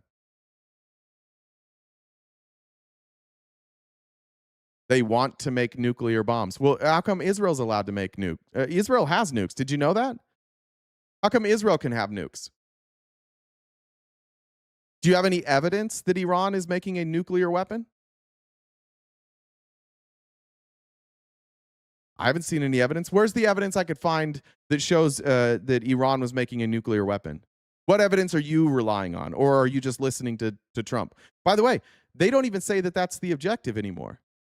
We have no intelligence that says they had a nuclear weapon or they were even close to developing a nuclear weapon. All we know is they had enriched uranium up at around 60%. And their enriched uranium was at 3.6% max until Trump pulled us out of the Iran nuclear agreement. Kind of seems like what happened is that Netanyahu convinced Trump to get out of the Iranian nuclear agreement because he knew that protection that Iran felt, because if you withdraw from that, Iran has no reason to not enrich uranium anymore because they're afraid of Israel. Why? Because Israel has nukes pointed at them all the time, and Israel bombs them all the fucking time. And so once that protection was lifted, Iran had really no choice. They had to build up their arsenal. They had to build up their stockpile. They had to start making weapons, and they started enriching uranium, which is exactly what you would do if you signed an agreement with another country saying, "Hey, we won't build up our weapons if you guys act as a buffer between us and Israel." And then if that country is like, we're not a buffer anymore, like, well, fuck, I guess we better make weapons. And then Netanyahu comes to our government and is like, "Hey, look, guys, they're making weapons. They're going to get you." And a bunch of scared-ass Republicans are like, "They are going to get us. We better bomb them." And Netanyahu just laughs. He's like, "Yeah, fucking got him. Finally." He tried every president in my lifetime. Every president since I've been alive. I've been alive from Reagan, Jimmy Carter, Clinton, both Bushes, Obama, Biden, Trump. He tried to get every single president to bomb Iran with the exact same story, that they were building up a nuclear arsenal and that they had ICBMs. He also convinced us to go to Iraq for weapons of mass destruction. How'd that go? Where do we ever find those weapons of mass destruction? We still looking for those babies? Netanyahu's a fucking liar. And Netanyahu takes advantage of dumbass Republicans sometimes. And that's why we're in a war with Iran right now. Because Netanyahu convinced Trump to do it. And Trump's an idiot, so he did it. And now you are stuck here defending an idiot because you voted for an idiot and you don't know that he's an idiot. So you're here like, Iran is actually they're the bad guys. They're bad. The Ayatollah was bad. What has the Ayatollah done, though, to other countries that's worse than what we do? They're not out there invading. We are. The attacks that the Iranians have made on Americans, where did they happen? In the Middle East. Guess what's not part of our country? The Middle East. Why are we in the Middle East? This fucking Netanyahu keeps dragging our asses into the Middle East to fight their wars, and then we fight their wars, and he goes and fights Iran and their allies, and so Iran's like, okay, well, I guess we're going to fight back, and then we're like, oh, they're evil for fighting back. What? Stop intervening. This is not that hard. And we're doing this to make certain people very, very, very, very rich. Who's doing well in this war? You? No, you're fucked. Me? No, I'm fucked. Who's going to do well in this war? The oil companies. Because now, even though it doesn't cost them any more to produce oil in the United States, they get to sell it for double the price. Why? Because the Strait of Hormuz is closed. So they now are going to do less work. They're going to charge you more money.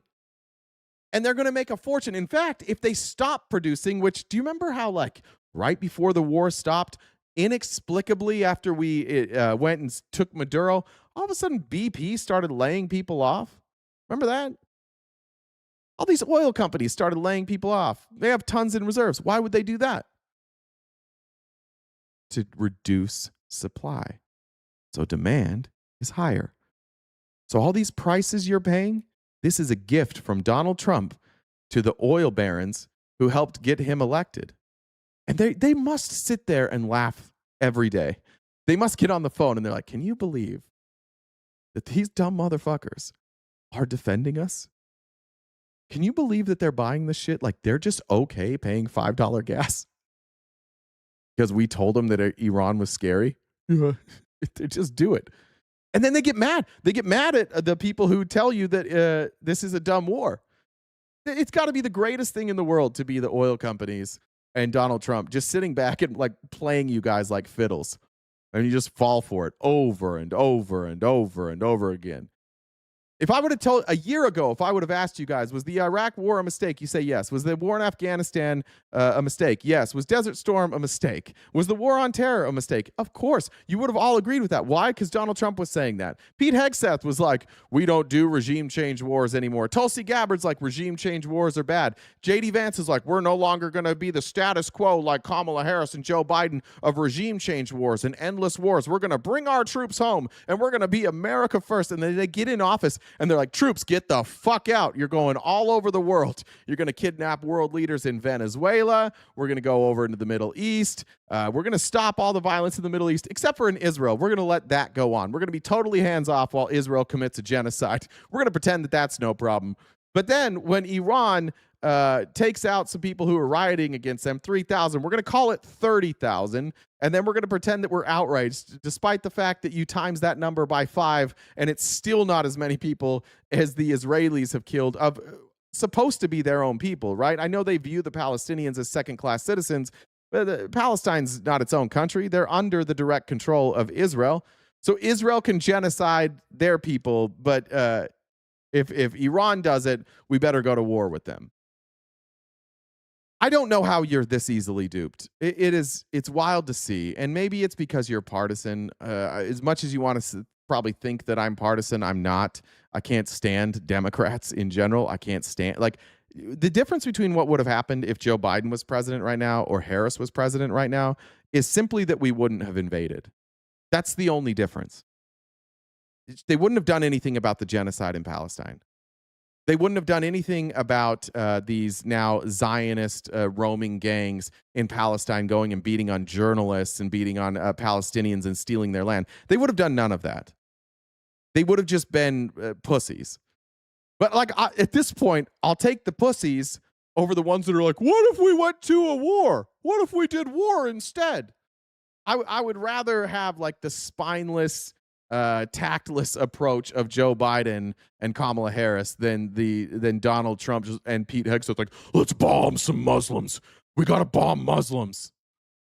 What are we going to tell the people? It doesn't matter. We're going to keep changing, we're going to keep changing it. Because they told you initially, we're going to free the people of Iran. Oh, yeah, word? Who got freed? Are we freeing people? Are they fleeing? Are we in there? Are we rescuing people? Well, it's actually about the nukes. Where are the nukes? Well, I mean, never mind. It's about ICBMs. Oh, now it's about ICBMs. Yeah, and we're going to take out their military. Okay. And then what's the ultimate goal? We want to open the Strait of Hormuz. Cool. That bitch was open until you started bombing them. So what if we just didn't bomb them and then the Strait of Hormuz would be open? This war makes no fucking sense. You all know, like, you know it doesn't make sense. This administration can't come up with a coherent reason for why any of this makes sense. So you're all just getting fisted right in the ass. And you're like, yeah, this is patriotic. This is what I voted for, getting fisted in the ass by my country. Now we got people people are going to die. We're going to send our military into a senseless war. People are going to die. We're going to celebrate them. We're going to call them patriots. And it could all be avoided very simply. All right. Got a little out of control there. We're going to get back to Iran in a second. One more thing. I want to talk a little bit more about the state of our economy before we get to Iran, though. This is from Breaking Points, which is one of my favorite shows. This is Glenn Diesen.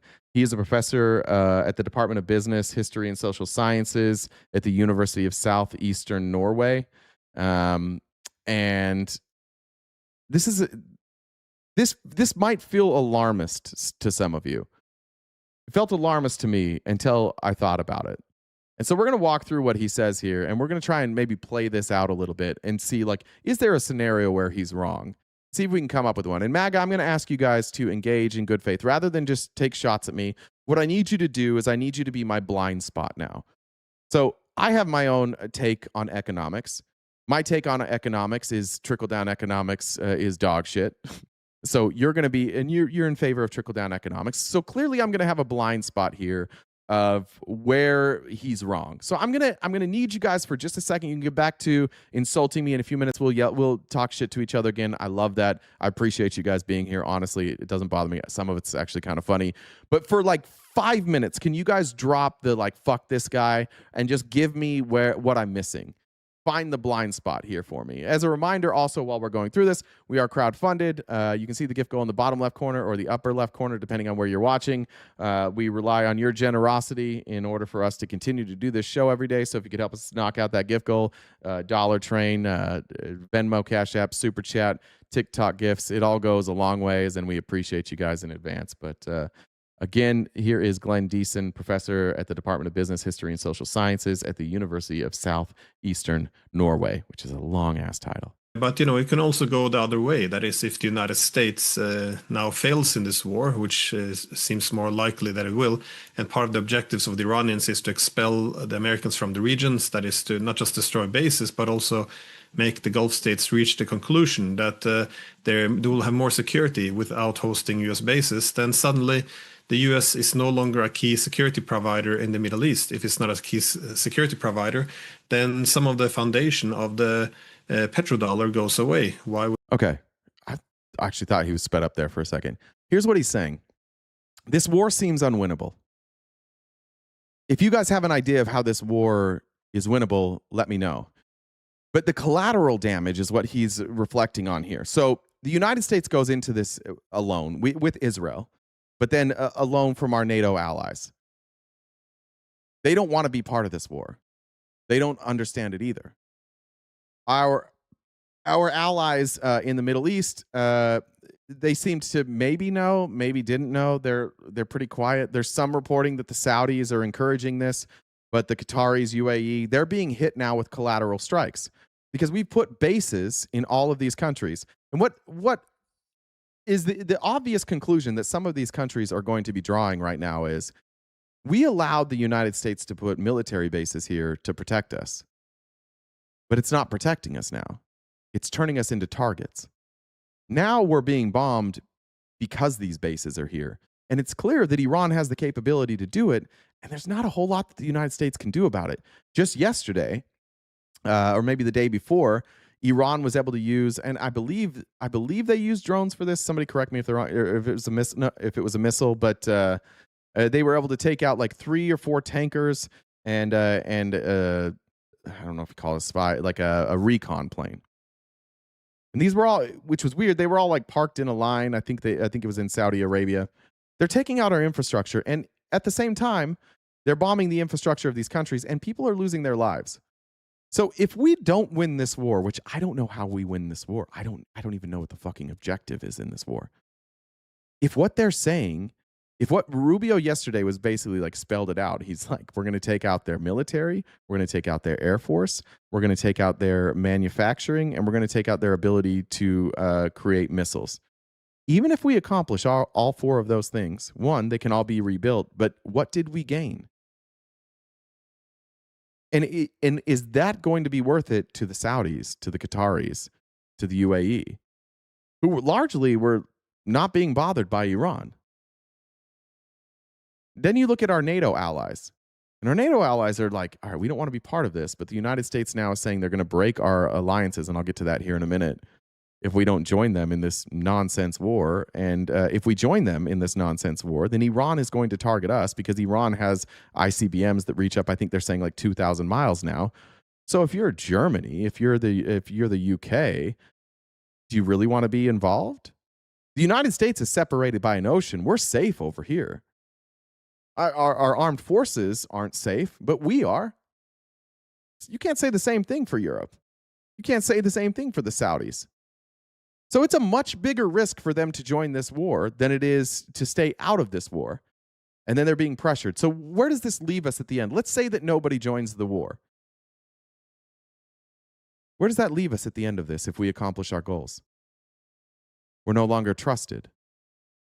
What if they do join the war? Where does that leave us at the end of this if we accomplish our goals? They're going to get hit with retaliatory strikes. The Iranians are going to remember that. There will undoubtedly be resistance groups that form out of this war that seek revenge on anybody who came and attacked Iran, which means we're going to activate sleeper cells. We're going to have more sleeper cells here in the United States. And those same sleeper cells are going to go and they're going to be in Europe and they're going to be in Saudi Arabia. and they might be in Canada, depending on if Canada joins us. And then we're going to be here 15 years later, and we're going to be having the same dumb fucking argument of radical Islamist terrorists or Islamic terrorists, pretending that we don't consistently create new groups of radical Islamic terrorists because we go and we bomb their houses, we bomb their schools, we kill children, we kill their grandparents, we kill their religious leaders, we blow up their farms, their villages, and then we're like, I don't understand why they hate us. I don't know what the win is here. It seems to me that the rest of the world has learned from our mistakes in Afghanistan and Iraq, and the only country that doesn't seem to have learned from that is the United States, which I thought we had learned from that because you had the Trump administration, or I guess the Trump campaign, running on no new wars. We're going to bring everybody home. And you had Harris running defense being like, no, we didn't start the war in Russia. We didn't start the war in Palestine, in Gaza. We didn't do that. Those aren't our wars. And you guys kind of won an election that way by saying like, oh, well, if Trump was in place, these wars, like, we would have been at peace, except for we don't. Like, there is no, the Russian war is still going on. We're still doing genocide in Gaza. Like, remember that ceasefire we all celebrated? How's that going? Oh, it's not? And now Israel's in 2 other countries. And now the rest of the Middle East is being bombed. And now we're engaged actively in sending troops into a war zone. So yeah, we all thought we were done with this too. You all thought you were done with it too. And now here we are, and we're not done with it. And the rest of the world's like, what are we doing here? So that's what he's explaining. Like, how does the United States come out of this? If they don't trust us, they don't use the U.S., our currency, as the petrodollar anymore. If they don't use, you can already see Iran is saying you can buy oil from us, but it has to be in the Chinese, is it yen? Yuan? I can't remember which one it is. So Iran won't even take our money anymore, which was the stated goal of BRICS. Russia, China, Iran, I think it was Brazil part of that. That was their goal. You could make a very compelling argument that Donald Trump is bringing BRICS into fruition. You could make a very good argument that Donald Trump is absolutely an asset of Russia and that he is purposely tanking the United States economy and the value of the US dollar. And if you wanted to add further evidence to Donald Trump doing that, if you want to make this accusation, you could also point out that Donald Trump has created a competing currency against the United States dollar that he makes money off of. He would rather people buy his currency than invest and trade using the US dollar. Why? Because it makes him more money. So he could be part of it. He could be legitimately what Russia has always called him, which is what I think is true, a useful idiot. He can be tricked into doing what Russia wants him to do. This is absolutely what Russia wanted him to do. There's no question about that. Russia also doesn't care about their people, but Russia cares an awful lot about destabilizing the United States and removing our power and making our allies not like us so much anymore. And we're doing a hell of a job. They still then trade only in dollars, especially when in new economic centers of power. And then if all of these petrodollars aren't recycled into the US, what would happen with the AI tech bubble, which, you know, is in direct competition when the boom, there goes our AI tech bubble. No more money coming in. Our value gets our dollar gets devalued, and the Saudis, the Qataris, UAE, who they've been relying on heavily to invest. Remember, Donald Trump went on a world tour begging countries like, we're going to put tariffs on you unless you invest in our AI companies. Well, maybe they don't want to invest in our AI companies anymore. So then that part of our economy collapses, and then that's a domino effect. AI competition with the Chinese. So there's a lot of things that can go wrong for the United States in this competition with China. But of course, if the US could seize control over these natural resources, again, this was very openly an objective in Venezuela to take control of it. We lose TikTok. Bye, TikTok. Sure they don't link themselves too closely to Russia and China, but also in the Middle East, as Lindsey Graham suggested. We're going to make a ton of money here. And obviously from the energy going... Who would make a ton of money? I saw that Lindsey Graham quote. Who would make a ton of money out of this war? You? Me? No. The oil companies. That's it. To, well, whoever America wants to go to instead of China. Mm-hmm. So there is a lot more of a great power politics play going on here. And I think this is all, you know, this is what ties the competition with China, Iran, Russia. We're living in a very historical time. We're seeing... That's a good point there, Sack Pyro. I think liberals need to move to Iraq and the Middle East so they can see how easy they have it in America compared to those war-ridden deserts. I think you meant Iran, but fun fact about Iran, Iran was kind of like a liberal democracy. They had all sorts of freedom. Women had rights. And that was about 47-ish years ago. And you know what happened? They didn't want to do the bidding of the United States. So we went in and we decapitated their democracy, and they chose to replace their democracy with a theocrat dictator. And if we wouldn't have ever messed with Iran, we wouldn't have this problem with Iran. But we, once again, put our nose where it didn't belong and fucked things up in the Middle East. The end of the hegemonic era, which was established after the Cold War, and we're now seeing this transition into multipolarity. And at the moment, it's being pulled in both directions, which is a source of some of the more violent parts of our conflicts now. Yeah, kind of created our own enemy. We tend to do that. Let me read some comments here from Stacy. Said, thanks so much for making it plain. I appreciate that. Alex said, RTP given MAGA dads the Alaskan coal miner. Look it up on an Urban Dictionary. Jen, can you message me the definition of the Alaskan coal miner? I'm very afraid to look that up on stream. Jeremy said, Jay, watch Anthony Bourdain's 2014 Parts Unknown episode where he visited Iran. Very interesting. I haven't seen that. I'll watch that. Good reminder. All right. And just a reminder to everybody else, we are crowdfunded, so anything you do to help us knock out that gift goal would be greatly appreciated. I'll update that here in a minute. Time is it? 11:15. Yeah, let's jump. I want to show this clip because it's insane. This is Howard Lutnick, who still has his job despite lying under oath about his connections with Jeffrey Epstein. In any other country, Howard Lutnick would be out of a job, but he lied multiple times under oath about his connections to Jeffrey Epstein. And now we know the truth, that they were like good buddies and he was going to the island, and not a peep from MAGA. Just let him keep his job. This type of deep throating should come with a warning. This is the type of stuff that should require you to use a VPN or verify your age online. I honestly feel a little bit bad even showing this to you. So if you have problems, like if you don't like sexually explicit content, this deep throating is going to bother you. But the disconnect between this administration and reality is palpable. That's how you get money down. That's how you fix the deficit. You are fixing everything with your policies. You have changed America and created the golden age. Thank you. I didn't know the golden age was going to be like this. I thought unemployment wouldn't be going up. I thought during the golden age, people would be able to afford stuff. I didn't think the golden age would include 40 trillion in debt. I didn't know that this was going to be apparently the golden age is that a handful of billionaires are getting really, really rich while the rest of us struggle. That's disgusting. You're bringing in the gold. Maybe he's just talking about how much tacky ass gold we've put in the Oval Office. MAGA, we'll give you a chance here. What's going well?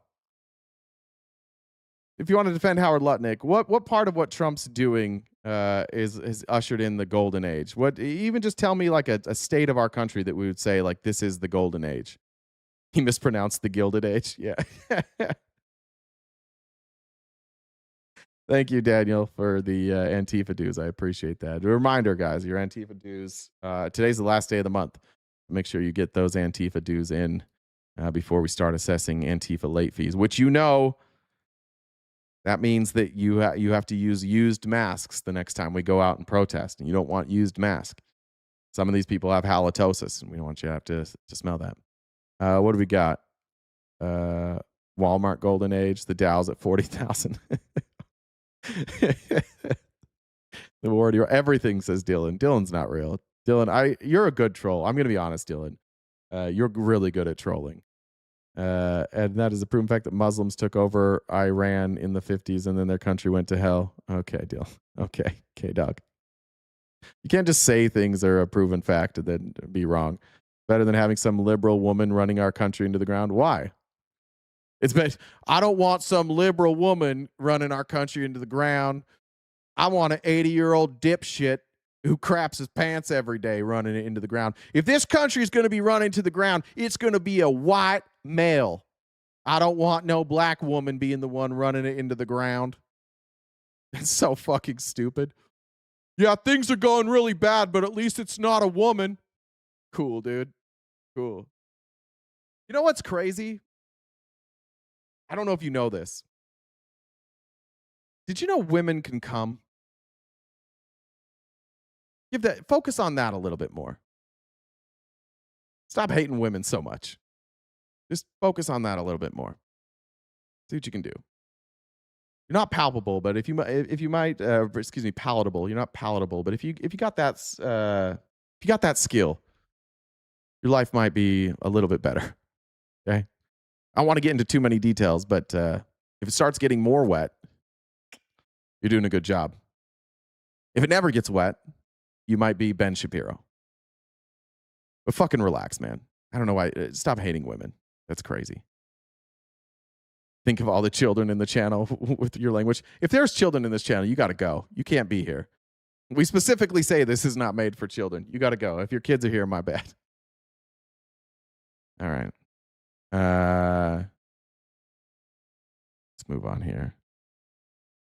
Rick Scott, another billionaire who made most of his money by defrauding the United States government, by defrauding Medicare, I think. And what's crazy, I didn't know this. I thought Voldemort was dead. Honestly, I did this. I don't know if this is another Horcrux. I'm not sure what this is. I thought Voldemort was dead, but apparently he's a senator from Florida now.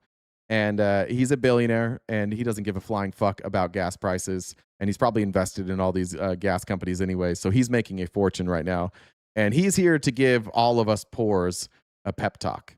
Senator, what are you going to do about this? I mean, do you expect this is going to be over in the next couple of weeks and enough time so that people are not Thanks, feeling Walter, this and pain Soup for my fam. of higher prices going into the midterms?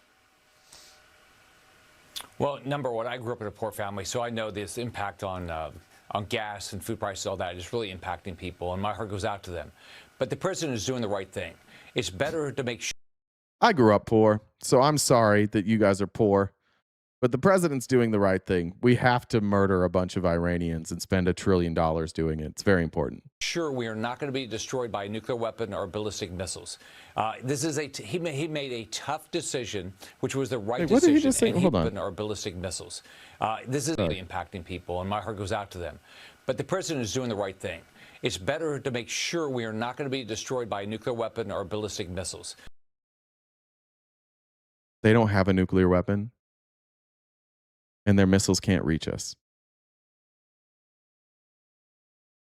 You could say this about, you realize you could say this about any country. Like if this is the standard now going forward, that somebody potentially someday could hurt us, so we get to bomb them, you could say this about any country. There's no evidence to back up what he's saying. You guys support it. Why do you think you support it without evidence? I think that happens. Can't be because they're Muslim. That could not be it. You guys would never, right? You would never support us blowing up Iran just because they're Muslim, right?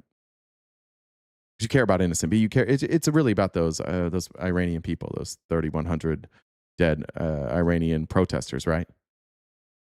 Sure, it's about them. What about the protesters in Gaza? Do you guys care about them?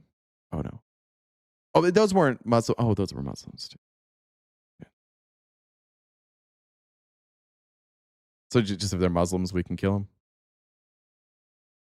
Is that where we're at? Yeah. Sorry. Good point, Austin. Doe. Not any country. Just any country with Muslims in it. Right. We just say that about any country. If it's a white country, that's true. MAGA wouldn't be on board with that. Not Germany. Oh, not the homeland. Not the birthplace of all of our favorite ideas. Not Germany.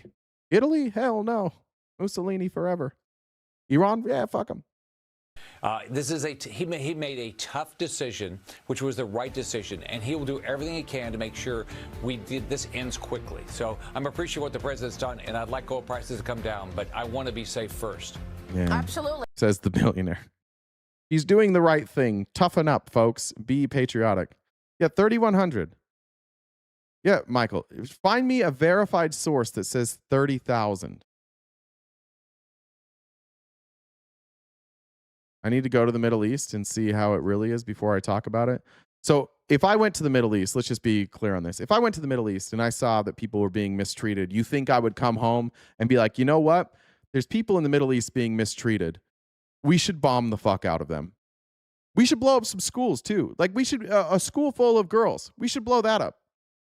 You think that my conclusion to people being mistreated in the Middle East would be, let's bomb the fuck out of them? How did you get to that conclusion? I don't know if you went to the Middle East or not, but anybody who's served in the military and went to the Middle, how do you come to that conclusion? If you've been to the Middle East serving in our military, you of all people should know this shit doesn't work. Regime change doesn't work. Tell me about it. You've been there. Gotcha. Okay. Dayla says they've been there.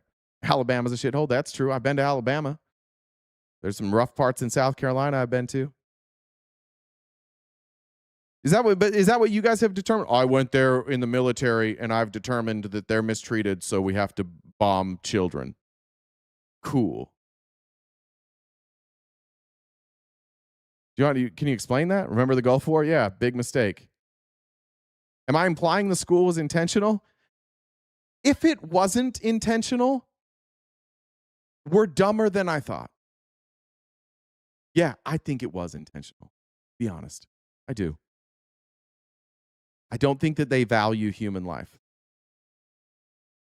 We have a million the journalists have been able to use open source satellites to determine, like we have, I probably have the story here. Let me see if I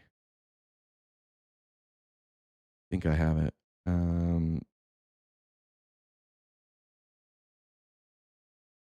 Let me see.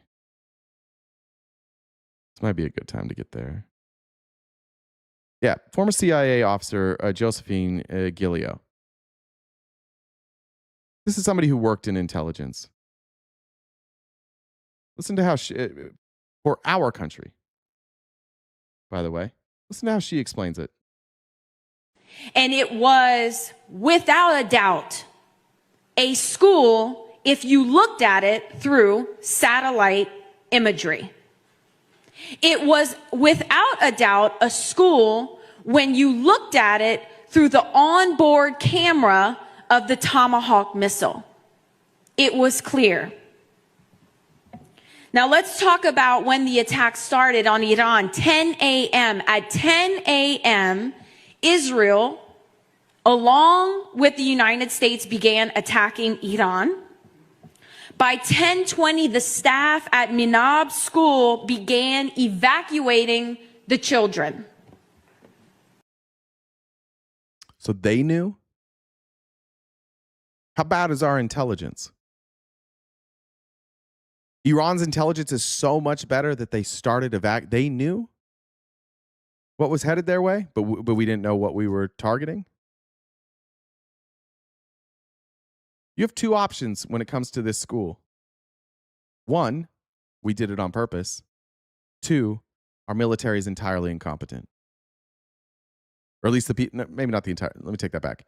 The people who made this decision are entirely incompetent. Whoever was involved in making this decision in our military are entirely incompetent. Those are your only two options.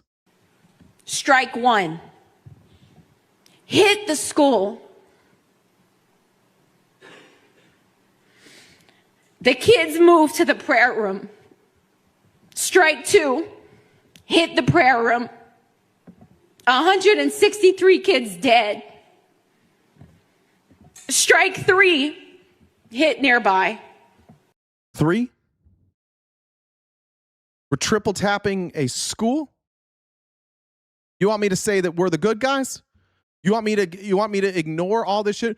Iran bad. Yeah. The Iranian leadership bad. United States leadership bad. I'm supposed to ignore this because like my Islamophobia is supposed to be so strong that I can ignore murdering schoolgirls?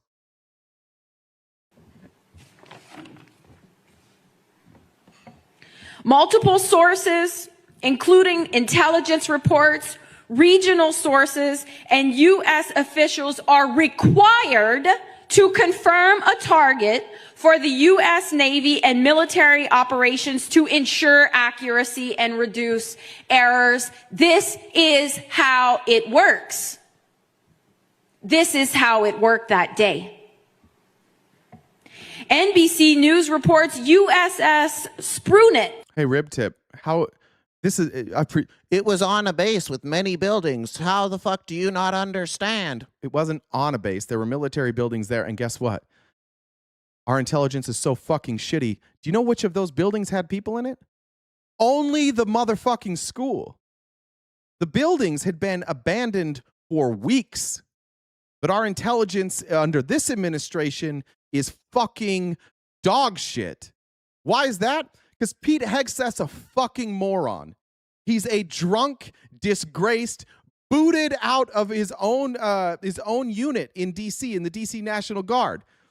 He's a drunk piece of shit, and he's also arrogant, and he serves under a dumbass, arrogant president, and they can't have smart people around them because it makes them feel insecure. So we took 3 empty buildings, blew them up, and then thought, yeah, let's hit the fucking girls' school too. The lengths that you have to go to defend the incompetent, evil leadership that we have is fucking embarrassing. Pete Hegseth says kill all Muslims. He's a bigot. He's Islamophobic. He's a crusader. He has on crusader tattoos. He believes he's in a religious war. This dumb motherfucker's out there LARPing as the Secretary of Defense. Get him a fucking pool noodle and a costume and send him to the park. Don't put him in charge of the military. Give him a VR headset and let him play Call of Duty. Buy him some fucking Legos. Do not put him in charge of the military, or this is what you get. Severe incompetence that is murdering children.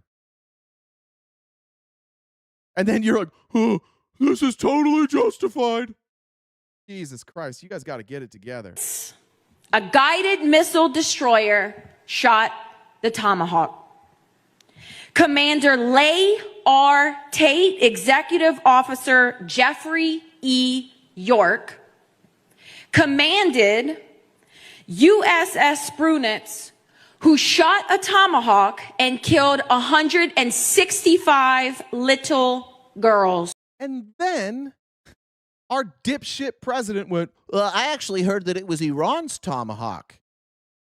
Oh, actually, it wasn't us. Turns out it was us. Because not only is Donald Trump an idiot, he also doesn't ever take responsibility for anything. And his first instinct is not to get the right answer. His first instinct is always to protect his frail ego that is obviously generated from his tiny dick. And so he went embarrassingly in front of the press and said, I think it was Iran's Tomahawk. And even Pete Hegseth standing behind him was like, motherfucker, yeah, I'm not going to repeat that. They're like, what do you say, Pete? He's like, I don't know yet. We're still figuring that out. It was us. Darren says, keep speaking the truth. IMFRCD said Liechtenstein is next. And Darren said, Trump says we're going to make money. His supporters here, America is making money. No, he's making money, not America. Facts. After this was done, the same destroyer conducted a replenishment at sea with USNS Henry Kaiser back ready to fire. March 4th, March 10th, and March 18th, they replenished their firearms. They replenished their weapons. No pause for review. No pause for investigation. No calls for this command to appear in front of Congress and report to the American people why we just bombed a school knowing it was a school. Nothing. Silence. Lies.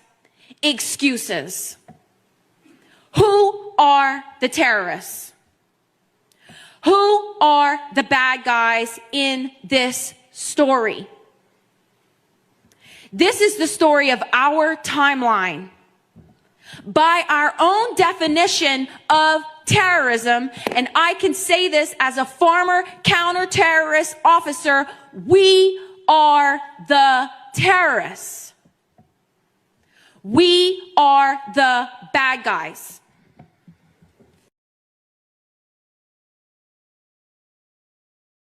Any questions about that? Does anybody want to counter that argument?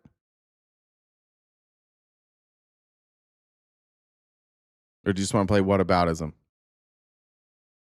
Where's the proof? It wouldn't matter if we showed you the proof, but this stuff's open source.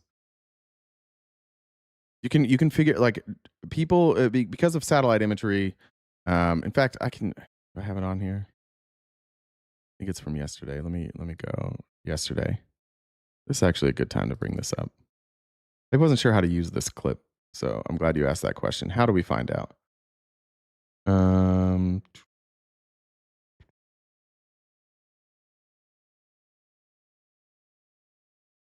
Where is this? Sorry.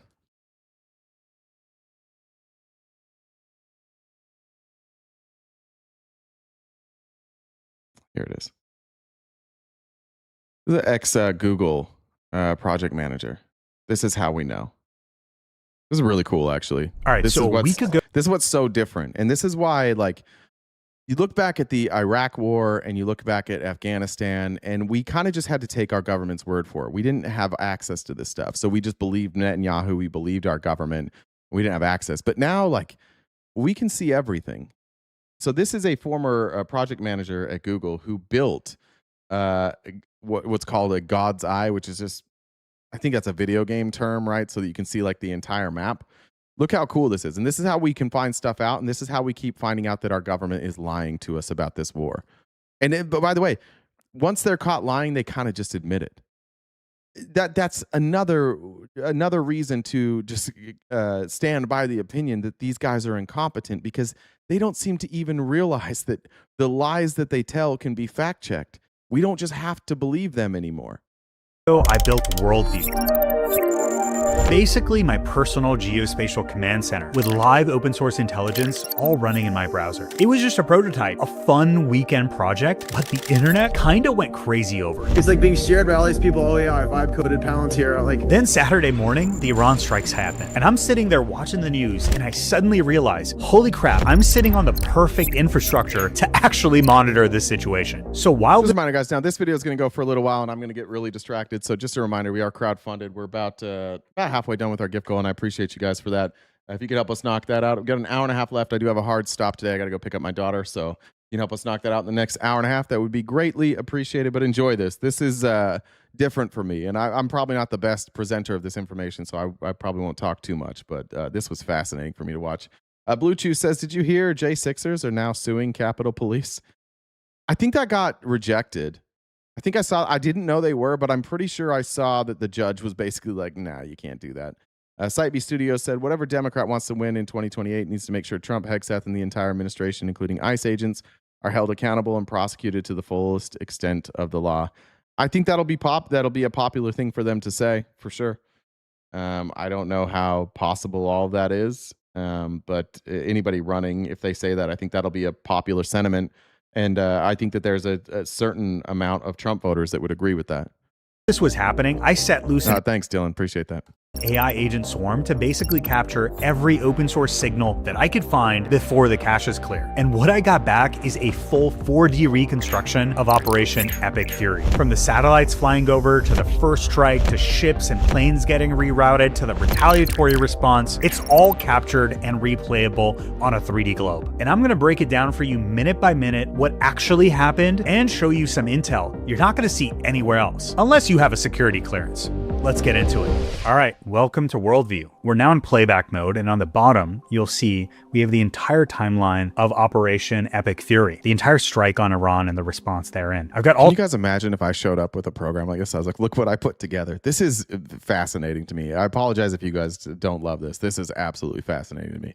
sorts of data in here. We've got the satellites that are flying over orbit. We've got the commercial flights. We've got military flights. We've got GPS jamming, which are the red tiles over here. And if you zoom really in, we've even got maritime data of like boats and ships that are moving around. So let's talk about all of it. So the first thing you'll notice is that we've got a bunch of commercial flights down here, but we're seeing a sudden spike in GPS jamming. This is all derived from ADS-B data, and you will see very quickly that starts getting pretty freaking spicy. Another really interesting view is to see what are the commercial and defense satellites that are flying over Iran right before the first strike happens. So we see the Pleiades Neo, Worldview Legion, Spot satellites, and you'll start seeing lines connect when they actually go over an area of interest. And it might be interesting for us to see what are some of these satellites. So let's look up Persona 3. Persona 3 is a class of Russian high-resolution military surveillance satellites. And what you'll find is this only escalates further. So we got Shane says libertarians are the bane of society. Well, damn. Joseph said, you hear that little girls are dead sound familiar?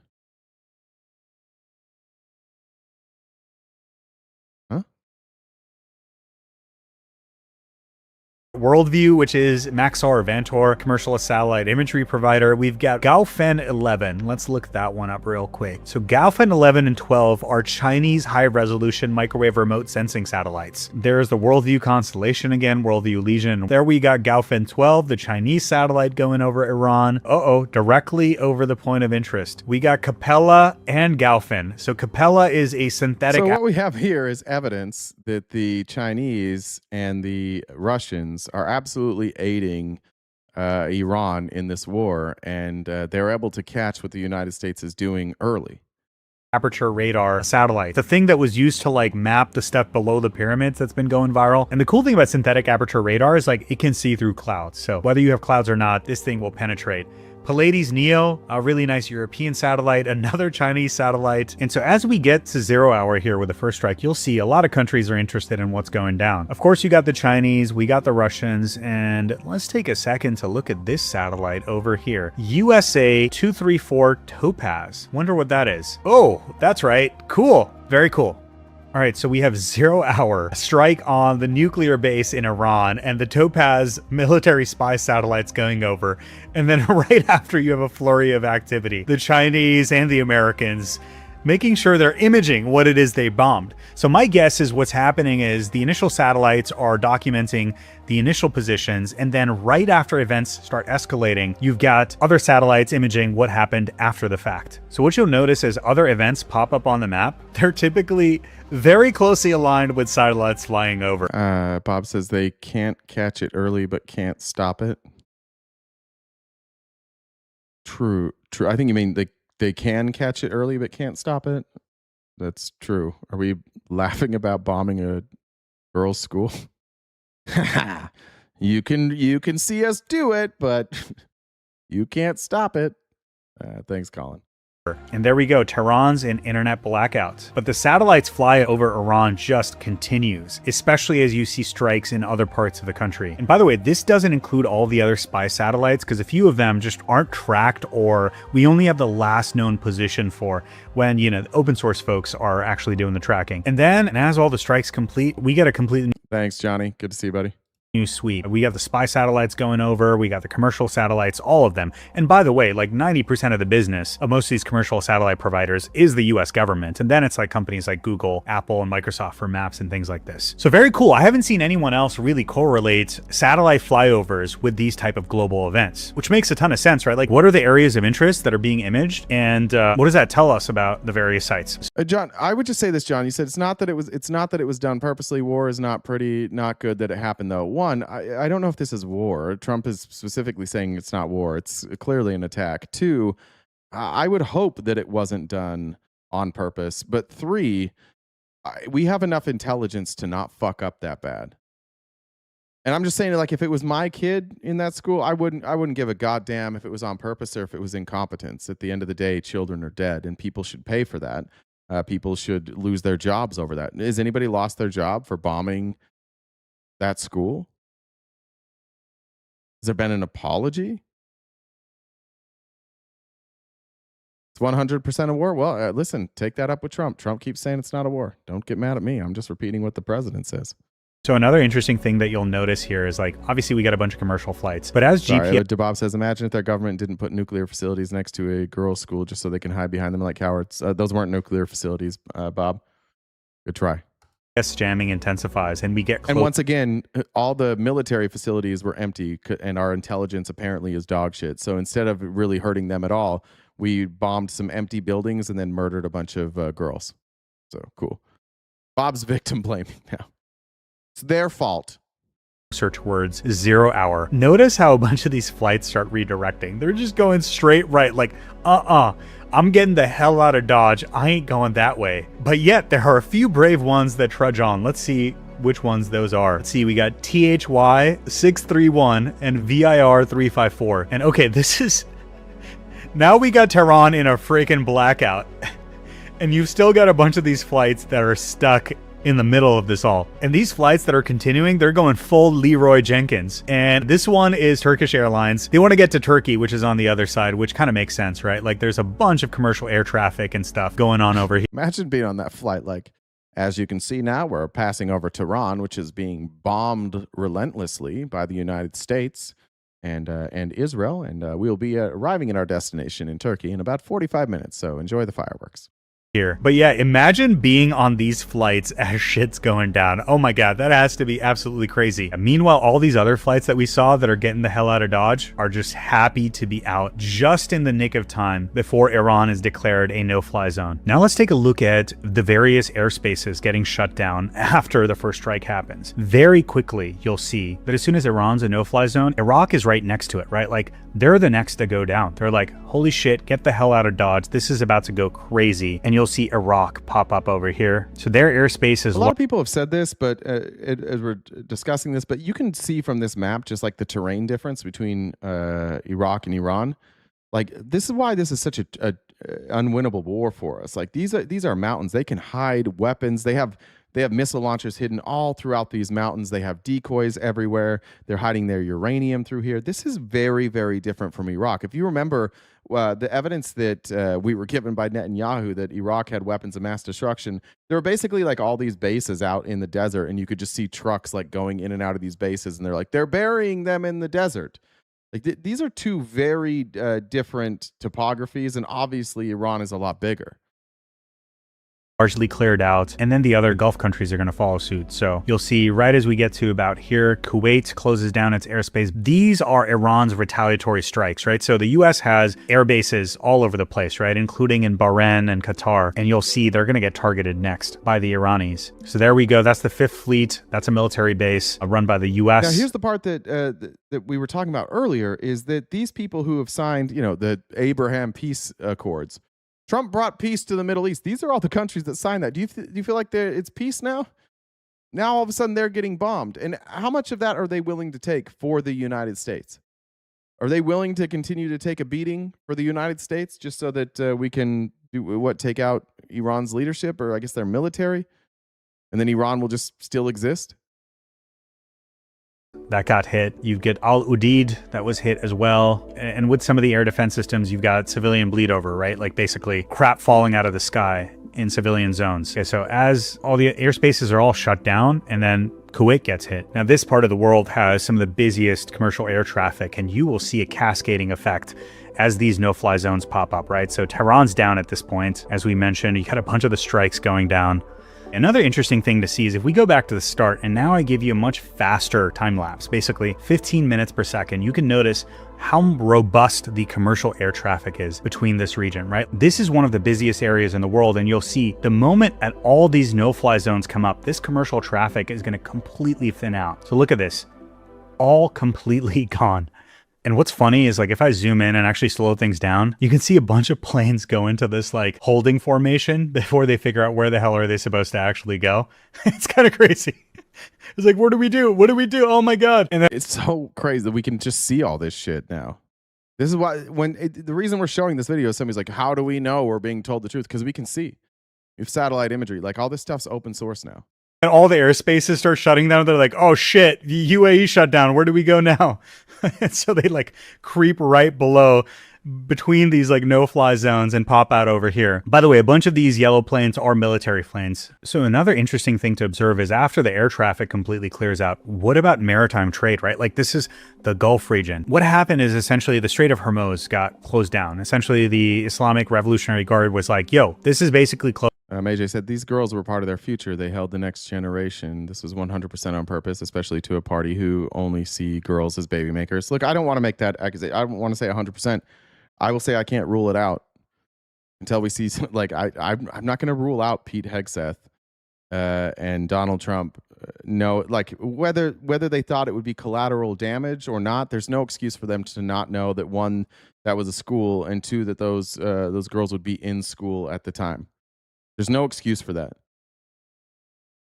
If we believe in our military like we're supposed to, then we kind of have to believe that they knew that was a school full of girls. And if not, then they're incompetent.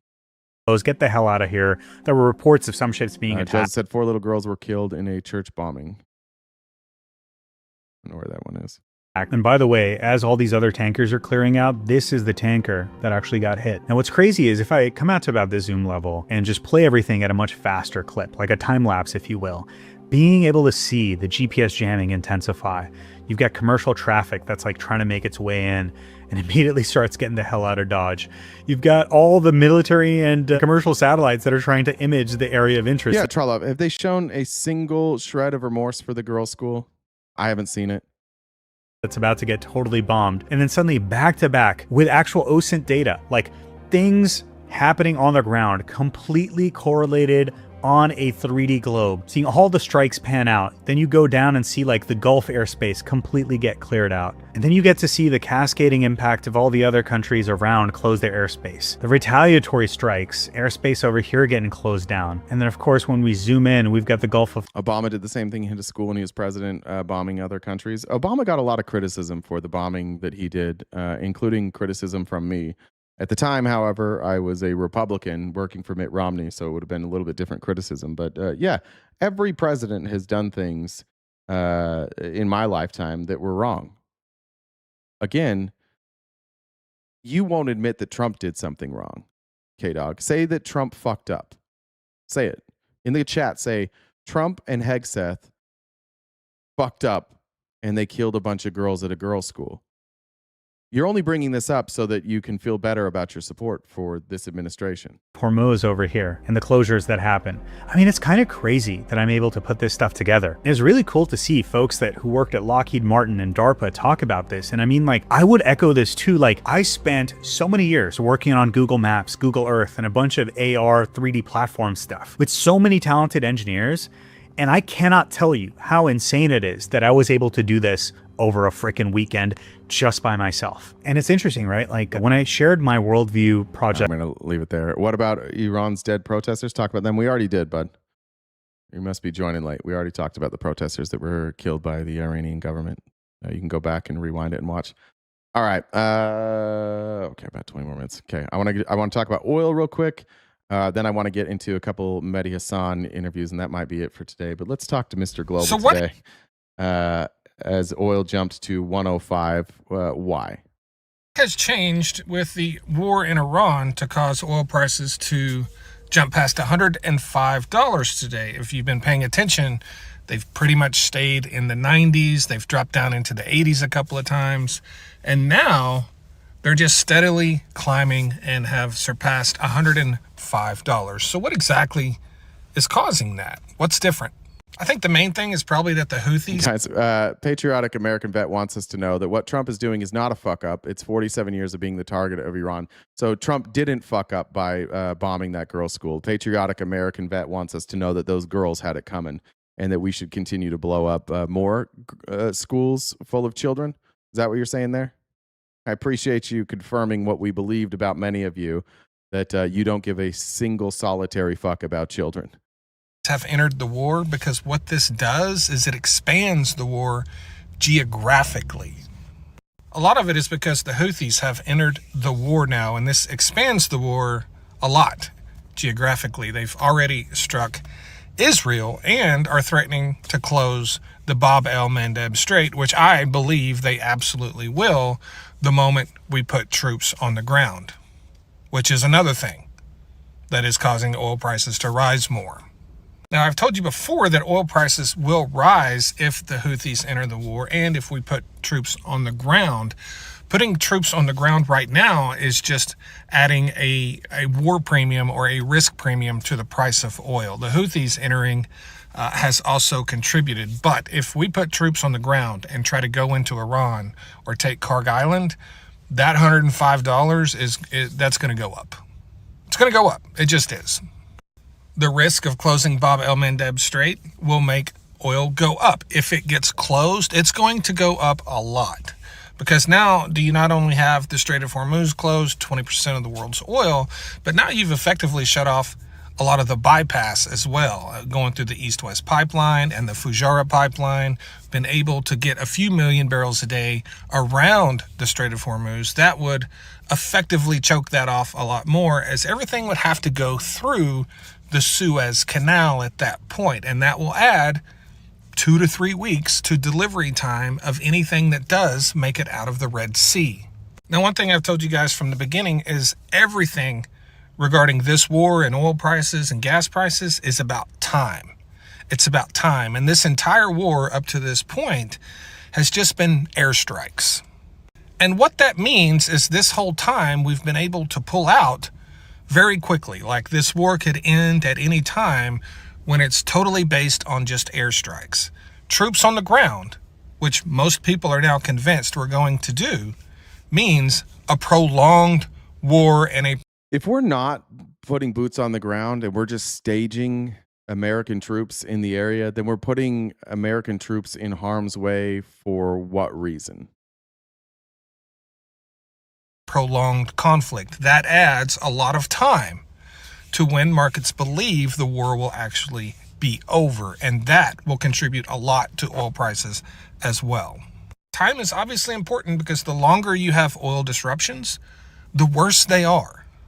It's all about time. So what you need to be looking for next is closure of that strait, Bab el-Mandeb, or troops on the ground going to either Iran or Karg Island. The moment that happens, you will see a big jump in oil prices. Thanks. You're willing to pay that? You guys willing to pay $8-9 gas for what? What's the end goal here? How does this end? Having the strait closed means America makes bank off oil. No, you dumb motherfucker. It means the oil executives make bank off of oil because we're dipshits in America and we don't nationalize our oil. We don't make a goddamn thing off of oil. We give all of the profits to a handful of oil executives. You're not part of the game. It's not you. Stop cheerleading other people getting rich and pretending it's you. Yay, we'll be rich. No, you won't. You'll be broke. They'll be rich. America won't be rich. Oligarchs will be rich. What kind of cuckery is that? I'm here to celebrate a handful of people in this country getting very rich off of a war. That's what we're here for. You think goes what? You pay for the gas, you dumbass. It's more, and I don't know how to explain this to conservatives. Let's see. Okay, let's try this. If you have 20 jelly beans in a jar and somebody takes 5 jelly beans, you have 15 jelly beans left.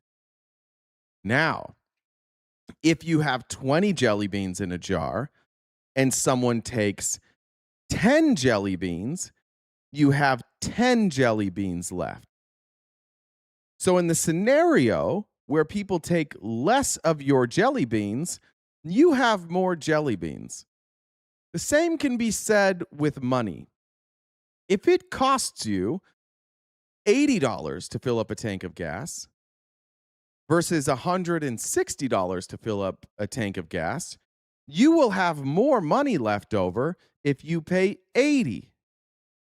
So what happens is if you pay $160, you don't have more money, you have less money.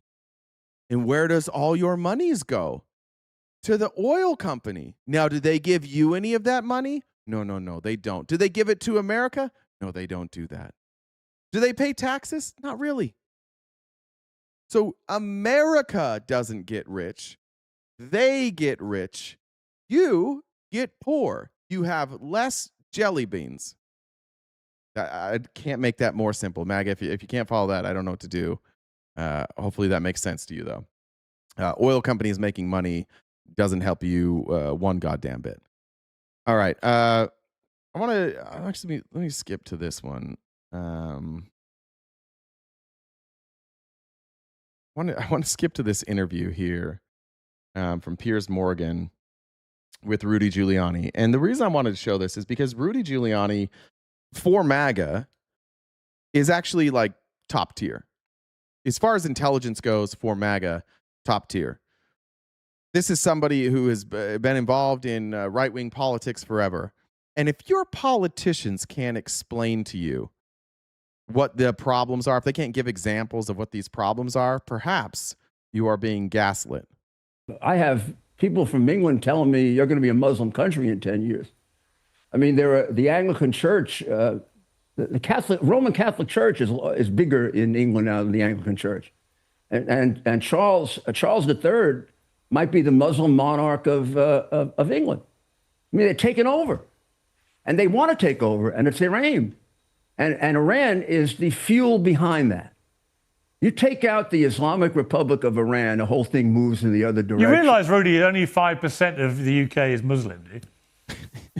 It doesn't matter. I mean, they have tremendous power. How many mayoralties do they have?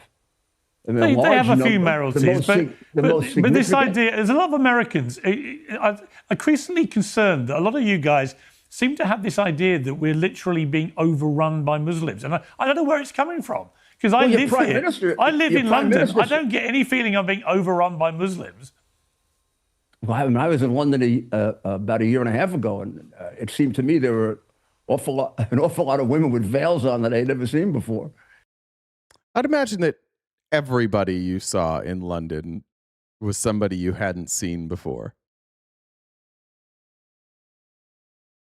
His reasoning for London or for the UK being taken over and becoming an Islamist state is there's a few Muslim mayors, and he saw some women with veils that he hadn't seen before. You guys got to stop being afraid of Muslims like this. You got to knock that shit off. They were just covering their faces so Rudy wouldn't leer at them. Nah, they weren't 15-year-old girls, so they were probably safe. Or maybe they were. And you have debates over whether Sharia law should be respected. Of course it shouldn't be respected.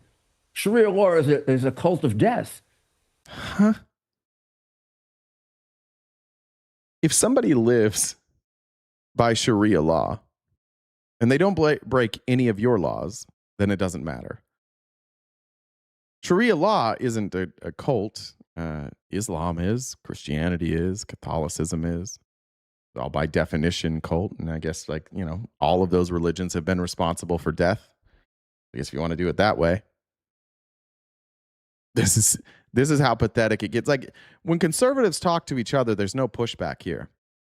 It's just Islam's bad. UK's taking over. Yeah, it is. And then like Piers Morgan, who is a conservative, is just like, look, man, I live over here. We're not being taken over by Muslims.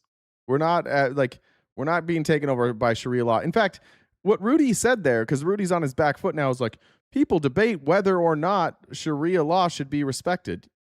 So people debating? Not in your law. You're not writing laws saying that we should establish Sharia law, but just some people debate whether or not it should be respected. That's your evidence? You saw some women in veils, a couple mayors are Muslim, and some people, I guess, debated somewhere he saw people debating that it should be respected. I mean, the Quran is a cult of death. But Sharia law has no The Quran is not a cult. That is a book. Legal standing in the UK. Well, not according to a lot of reports that I read in different parts of England. It actually... There's no legal standing for Sharia law in the UK. Well, I read somewhere. Did you read the law? I don't think that if you read, that's where you would want to know to find. That's where you want to go to find out if Sharia law had legal standing. You would want to read the law. You're an attorney. Why are you reading reports? Dominates, and Stearmer seems to be very, very affected. Dearborn, Michigan is not a good example of a Muslim takeover. It's an example of a city in America that lives under the United States Constitution and local laws, and there happen to be a lot of Muslims there, and they practice their religion openly in a country that espouses the freedom of religion. The presence of Muslims does not make it a Muslim takeover. You're just afraid of Muslims. By them politically. He seems to want to make them happy, make them contented, and certainly he doesn't seem to be trying to make them English. Nor do the French seem to be trying to make them French. Yeah, you could just let people be who they want to be. That's an option. As long as people are following the law, I don't give a shit.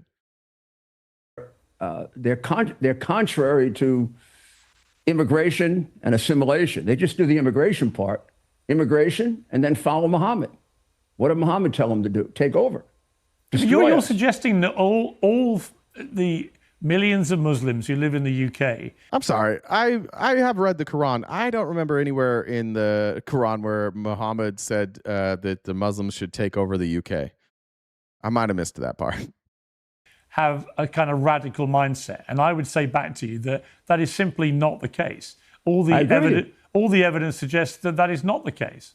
I don't. Kelly said gas so high I might start rollerblading to work. I don't think they all have a radical mindset. In fact, the majority of them don't. I know Muslims in the United States. All right. Hold on. So 5% of the population in the UK is Muslim. He says the overwhelming majority of them don't have a radical mindset, and yet they are somehow also taking over the country.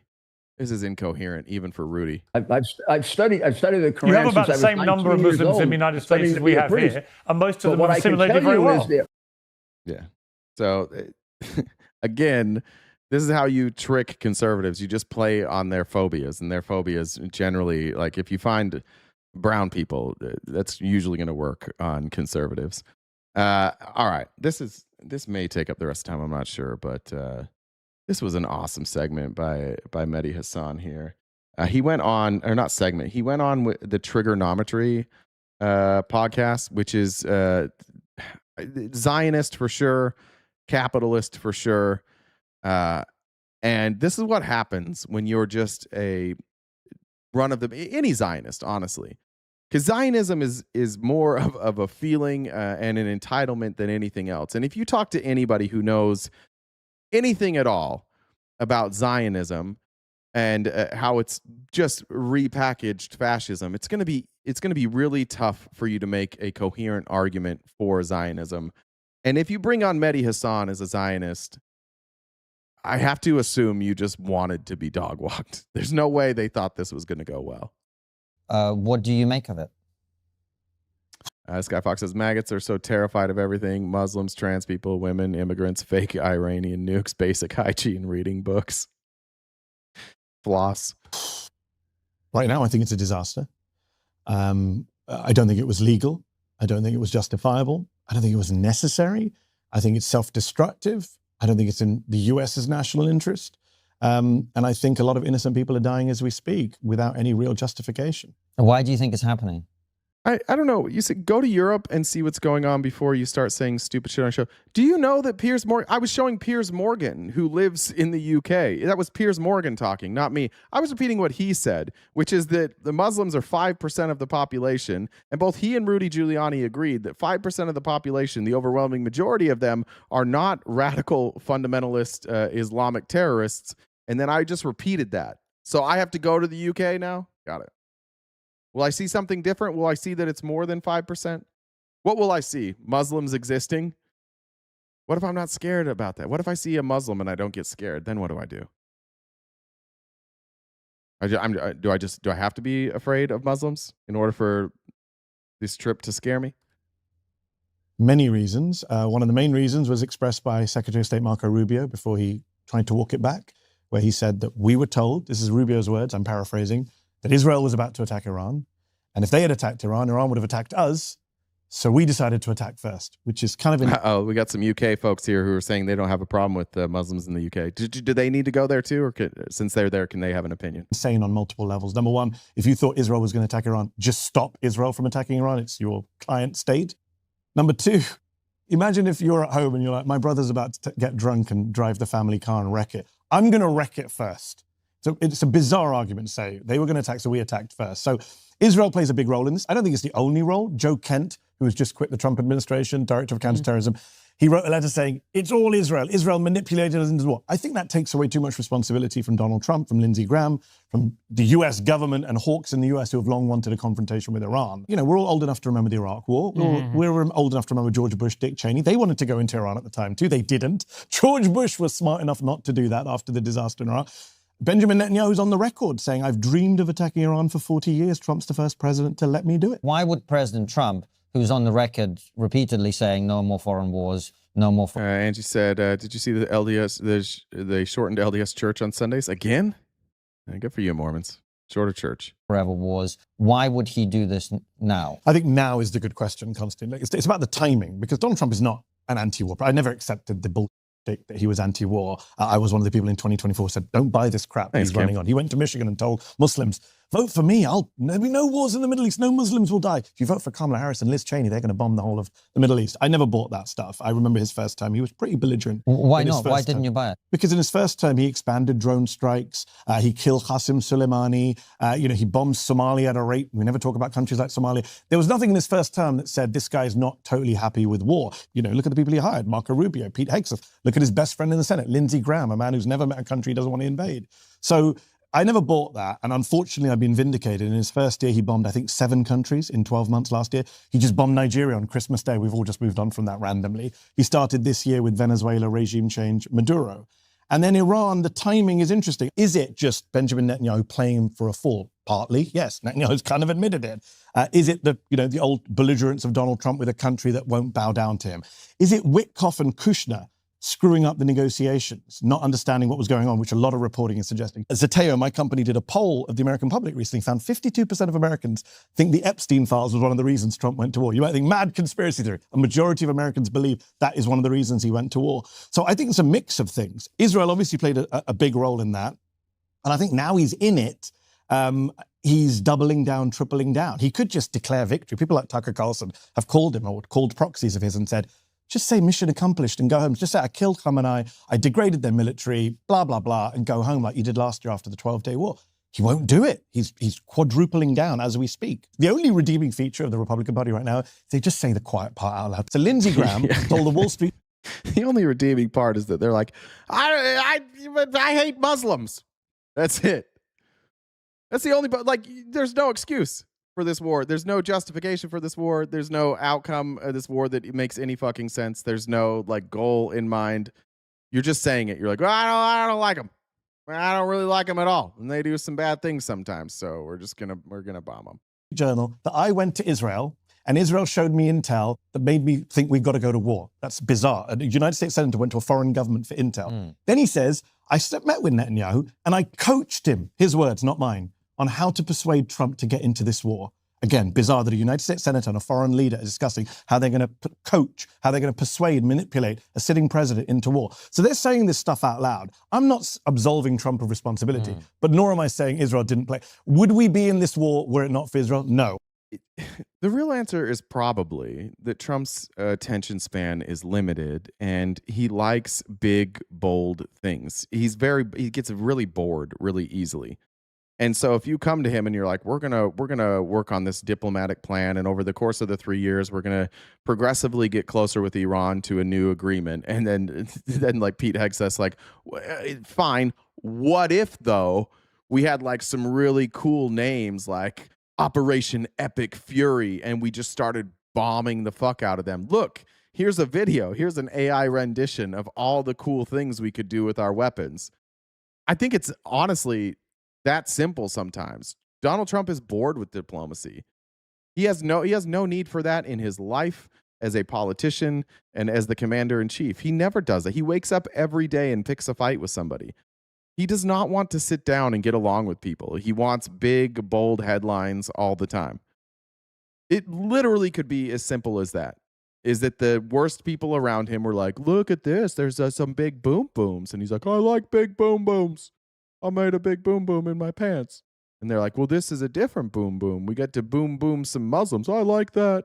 And then now we're at war with Iran.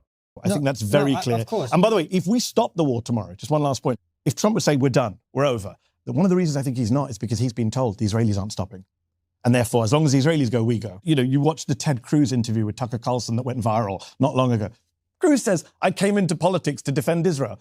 They don't say that about any other country. I've never heard an American senator say, I came into politics to defend Belgium. Never heard it. There are Christian evangelicals in this country who... Isn't that a wild thing that we have politicians in this country that, like Ted Cruz, they're like, I'm here to defend Israel. Huh?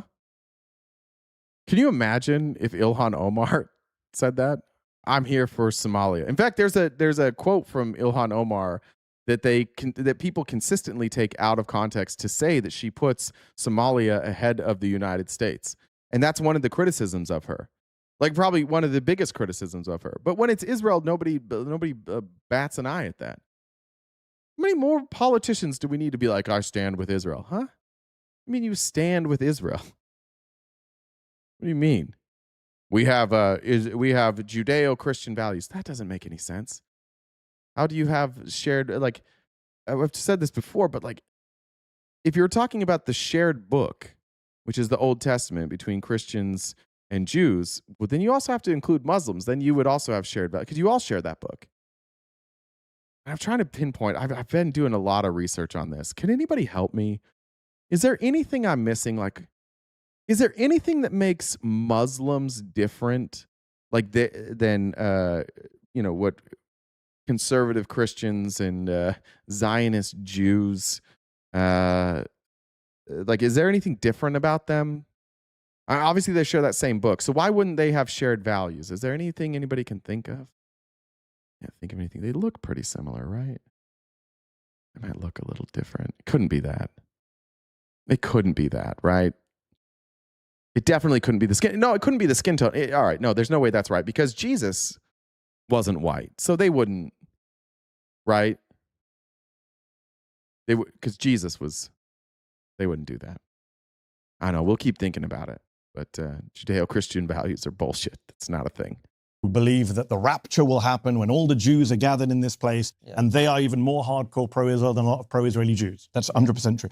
But there are also a bunch of people in American politics. I know, I've met them, I've interviewed them. They tell me this on and off the record, who are supporting Israel because they're worried about being primaried. They're worried about losing their jobs. They're worried about being called anti-Semitic. They're worried about being targeted by AIPAC. They're worried about being targeted by their political opponents, et cetera, et cetera. The idea that there isn't a very, very powerful pro-Israel lobby is absurd. There are lots and lots of Americans who, for whatever reasons, their own personal reasons, view this as an important strategic alliance of the United States or a religious world. Yeah, because they're just repeating something.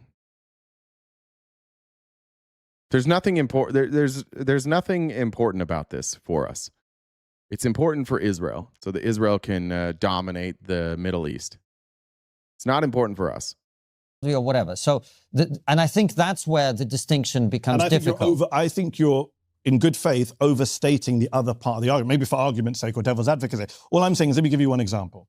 When you ask Democratic voters, do you support what Israel's doing in Gaza? 8%, according to one poll, said we support it. The Democrats don't support it. Okay. Vast majority don't support it. When you go look at Democrats in Congress, the vast majority do support it. There's an absolute disconnect. The numbers are reversed. And why is that? That's exactly my point. Why is that? It's not because they're all out for self-interest. It's because they're lobbied by very... No, Domby. Am I really trying to condone Islamic extremists? No. Are you commenting on the wrong live? I don't think anybody here condoned Islamic extremism. Various lobbies, the military-industrial complex, which also has interest in war, the pro-Israel lobby, vast influence that there's money in politics that influence a lot of positions in this country. You're in this town, this whole town is very corrupt. Americans have now switched. They are now supporting Palestinians more than they support Israel. First time in my lifetime. I never thought I would see those polls. Sadly, it took a genocide and tens of thousands of Palestinians to get Americans to switch their positions. But again, if that doesn't translate into Congress, into the presidency, then you have to ask why. Your contention is Democratic politicians fear AIPAC and... Christy said, the greatest irony is that they worship the same God. Yeah. Denise said, think this completes my March Antifa dues. Thank you. Good reminder, Antifa dues are due today. And we got about 45 minutes left. So if you want to help us knock out that gift goal, that would be greatly appreciated. I'll read anything that you write. Yes, we're meeting in D.C. just after a bunch of primaries in Illinois. AIPAC dumped millions of dollars to defeat the critical Lots of lobbies candidate. dumped millions of dollars. Iran does play a role that is malign. I've never defended blindly Iran. Iran does bad things. No one's debating that. Many countries in the Middle East do bad things. We are not invading Saudi Arabia. I think we would all agree around this table does bad things, has done bad things. We are not invading and trying to topple Saudi Arabia or bombing their oil fields and gas facilities. And I'm glad we're not. Yeah. Why not the Saudis? Why not the Russians? How come it's only Iran?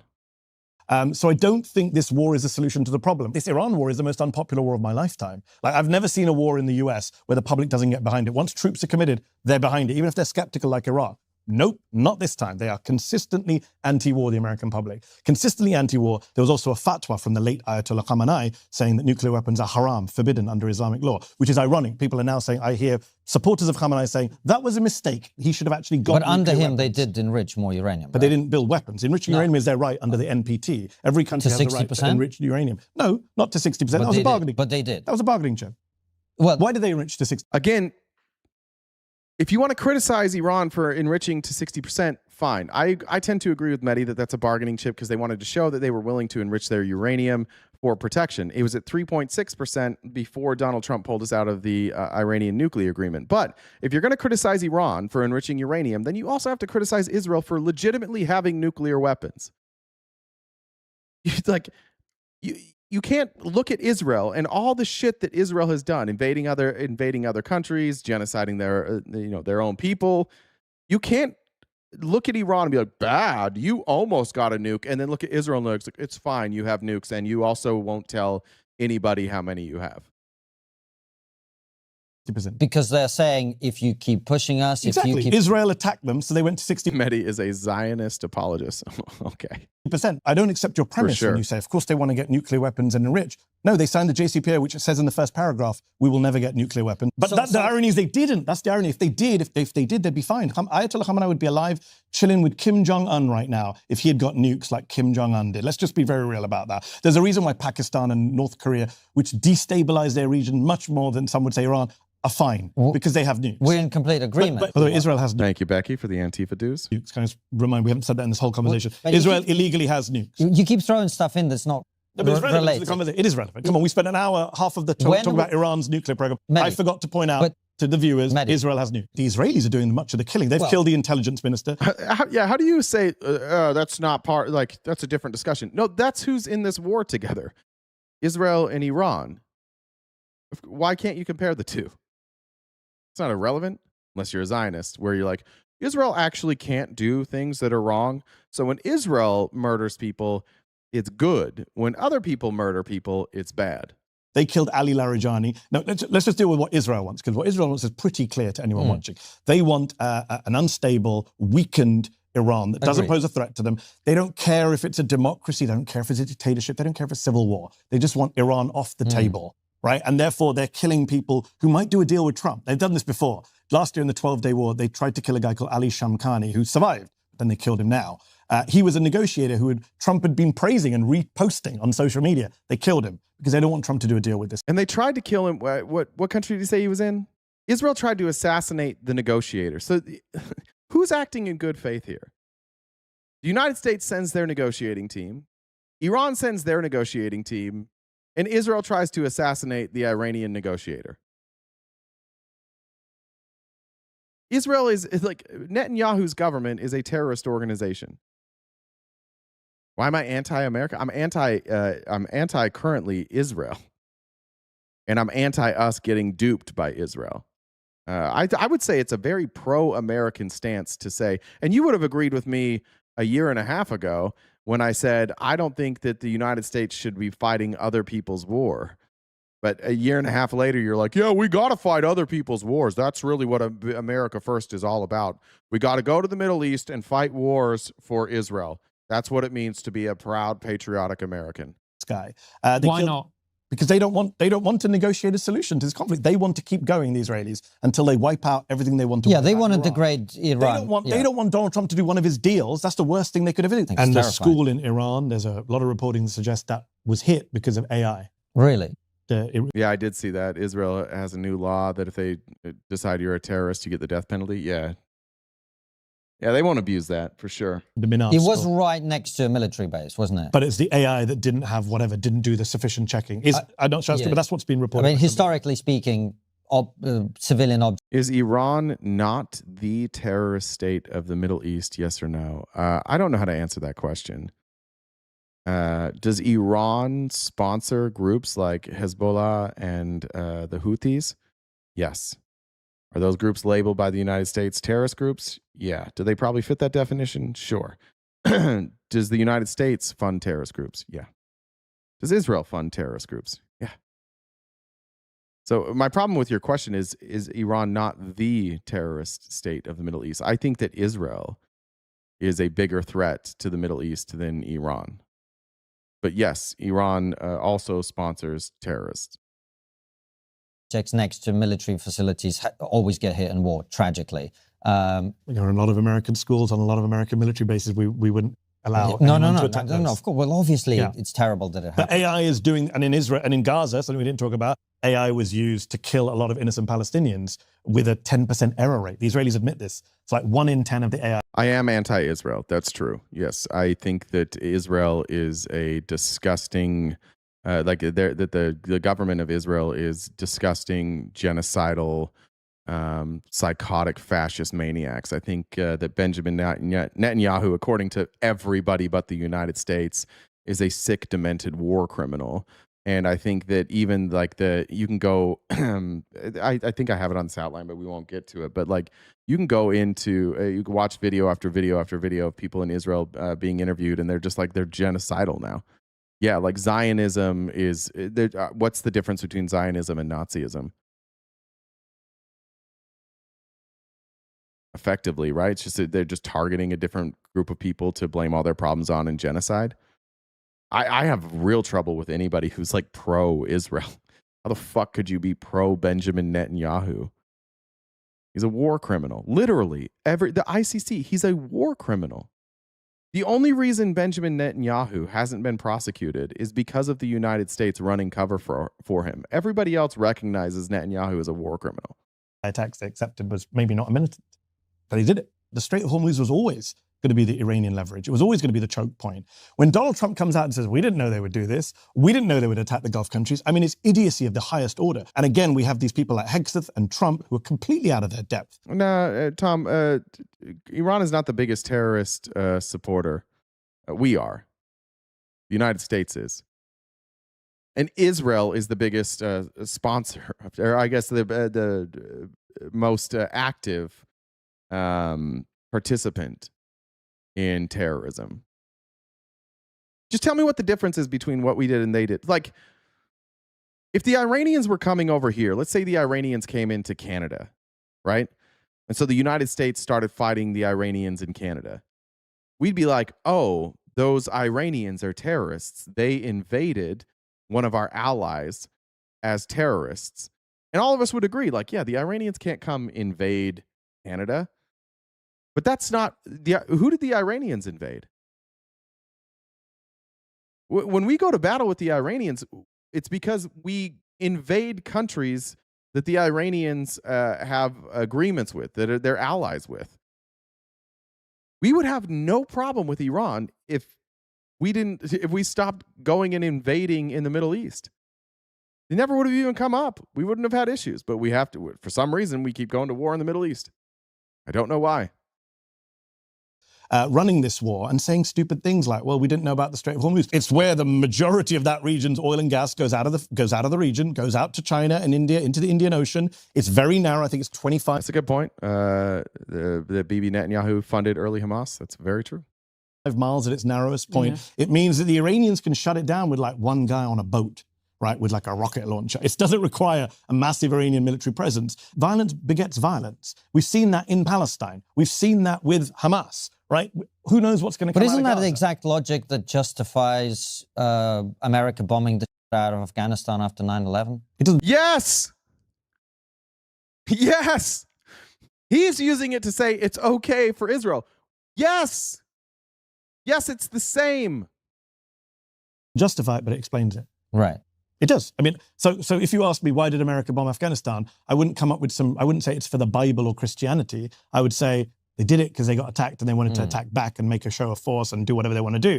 Doesn't mean I justify it. I didn't agree with the war in Afghanistan, but I understand it. What we refuse to do with our opponents and our enemies, especially the Muslim ones, is try and understand the mindset. We don't try and understand why Iran's doing what it's doing, why Hamas is doing what it's doing, why Hezbollah's doing. You don't have to agree with it, but they're not all crazy people. Yeah, I like that Christian Medwid said, I saw a video from 91 with a chart comparing U.S. and Iran and who started more wars. Iran had 0, the USA chart was full. Now, look, I'm not an expert.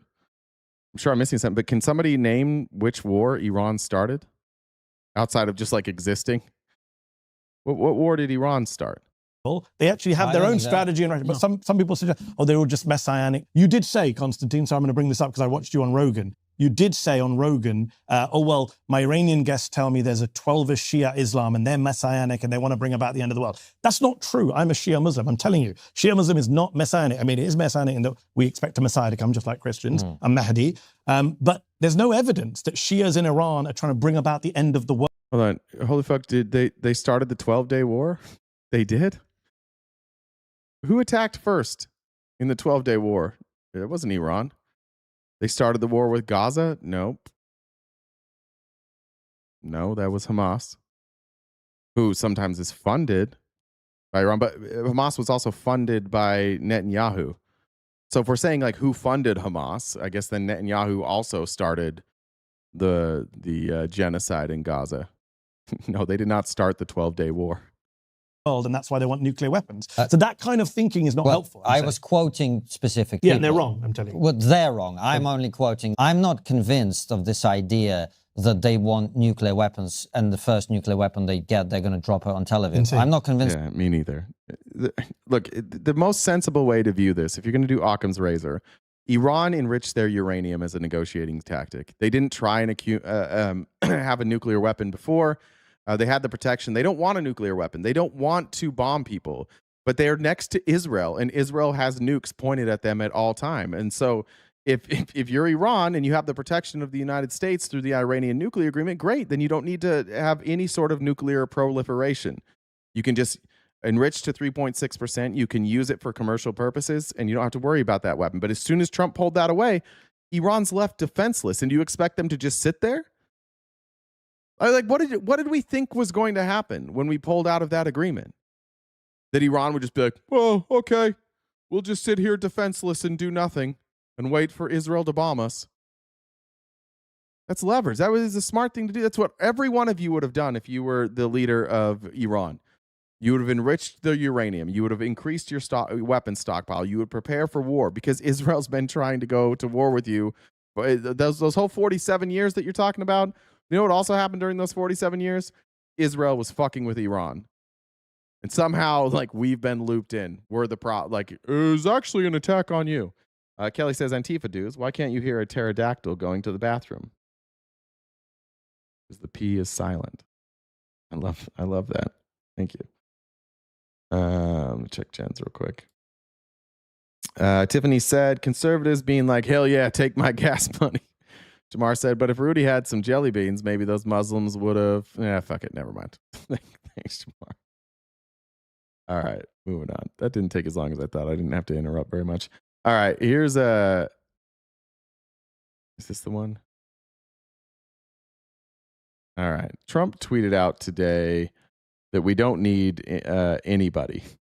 Excuse me, not today. I think that was yesterday. He tweeted out that we don't need any allies. We can win this war all by ourselves. Here's ex-Secretary of Defense James Mattis to explain why that is remarkably stupid. You say in your memoir, Nation. Just a reminder, Donald Trump never served a day in his life. I also haven't served a day in my life, which is why I'm using somebody who has served a day in their life and who understands this better than both of us. With allies thrive, those without them die. Whether we like it or not, we are part of a world that needs allies. And yet, President Trump has said, we don't need anybody. We're the strongest nation in the world. So can the United States succeed in this war without allies, other than Israel? No. What is your sense of the biggest concerns? By the way, if he's wrong, why is Trump begging our allies to get involved now? What's the point? If we don't need our allies here, like Trump says, then why is he today begging them to join? Shane says, Michael Mara, the traitors voted for Trump. From our allies right now. Well, there are many of the same concerns that we hear from our fellow citizens. And thank you, Malika. America is becoming predatory. America is unreliable. They say one thing and they change 7 days later or 2 days later. So there's a sense that we are not a reliable security partner right now. The first time NATO went to war was after we were attacked. And one of the countries that lost as many boys per capita fighting alongside us after America was attacked on 9/11 was Denmark. And Denmark is, of course, the country that owns Greenland. So when you think of a threat against a NATO ally, or when you hear that we're putting tariffs on allies at the same time we're demanding they increase their defense expenditures, which requires a robust economy, you're seeing a strategic disconnect. And right now, many of the actions we're taking, unfortunately, mean that we're working against our own strategic outcome at the end. And you can't bring allies on board if they don't trust you. And if they have no reason to be in this fight, that's where our allies are struggling right now. They don't know. They're like us. They're in the dark. Why are we fighting this war again? Can you explain that? Oh, Jen, thank you for paying your Antifa dues. Last day. Well done. You're going to avoid those late fees. If you're any of these other countries, why would you join us right now? Just out of loyalty? You're going to join a dumb war out of loyalty? This is retired Major General Manor, who listened to a speech by Pete Hegseth. And I'm showing this because of the response later on by a coward from a family of cowards. So this is retired Major General Manor. This is old Pete Kegsbreath here. We also don't fight with stupid rules of engagement. We untie the hands of our warfighters to intimidate, demoralize, hunt, and kill the enemies of our country. Those are the words of a potential war criminal, right there. And that is not the advice and counsel and direction that any Secretary of Defense should be providing our soldiers, sailors, airmen, and Marines. It puts them actually in... Now, this is a decorated retired general. Before Pete Hegseth was Secretary of Defense, he was a disgraced National Guard. I don't know what rank he got to, but was removed. A drunk. Greater danger. The Secretary of Defense is a disgraced major that was kicked out of the D.C. National Guard. He has no qualifications whatsoever to be the Secretary of Defense other than his extreme loyalty to the president. Again, those are the words of a potential war criminal. Now, stupidly, Laura Trump went on with Laura Ingraham. And she was asked this question. And this is the default state of a Trump. Play victim and say nobody else understands anything, only Donald does. And this doesn't go well. This is a little bit embarrassing. Keep in mind that her father-in-law dodged the draft multiple times.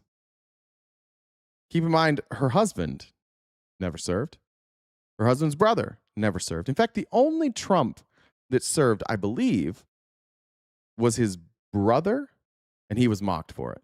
And I don't even remember if that is true, if he served or not, or if he was just a pilot. But I seem to remember that he was a pilot because he had served. If I could be wrong about that. You know, these men and women, Laura, have put their lives aside. They've pledged an oath to protect the United States against enemies, both foreign and domestic. They are fighting for freedom. They are fighting against oppression and tyranny. Of course, this individual has no idea what that means, and he's obviously insulted. This general has no idea what that means to swear an oath against all enemies, foreign and domestic. And he's obviously insulted Well, he's a every former single military member officer. of our United Laura, States he's a military. Yeah, Sorry, it's he's crazy. a military officer. He does, presumably, he does know what it means. But he's still called under Pete Hegseth and President Trump, basically a Gestapo. That's Trump's brother did not serve? Okay, thanks. basically what he's saying. That's Yeah, how well, far and the it left shows has sunk. Oh, Trump didn't dodge the draft. He's flat-footed. Okay, it was bone spurs. Their level of Trump derangement syndrome knows no bounds. They can't help themselves. And when they can see very clearly that these men and women are doing their It wasn't even about Trump. This is what's crazy. And the chat does this all the time too. The guy didn't mention Trump. He was, if you go back, he was responding to Pete Hegseth advocating for war crimes. And he said, Pete Hegseth sounds like a war criminal. So now we can apply Trump derangement syndrome also to criticizing Pete Hegseth advocating war crimes. duty to our country, and they're serving all of us so well. You guys have gotten pathetic. Your adopted victimhood of Donald Trump is crazy. You can't criticize anybody in this administration without it being about Donald Trump. And then you're like, you guys are obsessed. That was weird. I want to point something out here. The Caroline Leavitt may have actually fucked up here. Now, it doesn't matter because nobody ever holds this administration to account. But as the press secretary, I would be a little more careful saying things like this. Number one, good Lord, Professor Umbridge, change your wardrobe. Whoever's doing your wardrobe, fucking knock it off. Number two, check with the other people around you to make sure that you're not about to accidentally say something that goes against what the administration has been telling the American people. And number three, when you talk about murdering people, maybe don't sound so gleeful. When the president says more reasonable, again, these folks are... Sorry, what she's talking about is the president saying that we're now negotiating with more reasonable leadership in Iran. The president says more reasonable. Again, these folks are appearing more reasonable behind the scenes privately in these conversations than perhaps some of the previous leaders who are now no longer on planet Earth because they lied to the United States and they strung us along in negotiations, and that was unacceptable to the president, which is why many of the previous leaders were killed. So again, this is another historical. One, if somebody lies to you and you murder them, that is a war crime. You can't murder people for lying to you. Two, we have been told that Israel killed them. So is Caroline Leavitt now saying we committed war crimes? The crime of lying to us allows us to murder you? And now we're taking credit for what we blamed Israel for? So now we did kill them? Uh-oh. Now, this doesn't matter now because Trump's in charge. But down the line, when these people are investigated for war crimes, hopefully, probably not, but if they are, this is going to come up. I'm sorry, White House spokesman, did you just claim that we murdered the leaders of Iran for lying during a negotiation? And did you also earlier claim that we didn't do that and it was Israel, but now you're taking credit for it? This is why all of us that aren't stuffing our heads inside of Donald Trump's rectum every morning to get our sustenance, this is why we all say nobody can figure out why the fuck we're fighting this war. So now the reason we started this war is because someone lied to us? That's why we're at war with Iran? They didn't tell the truth? What the fuck is going on here? Opportunity for Iran to do the right thing. That's a whoops.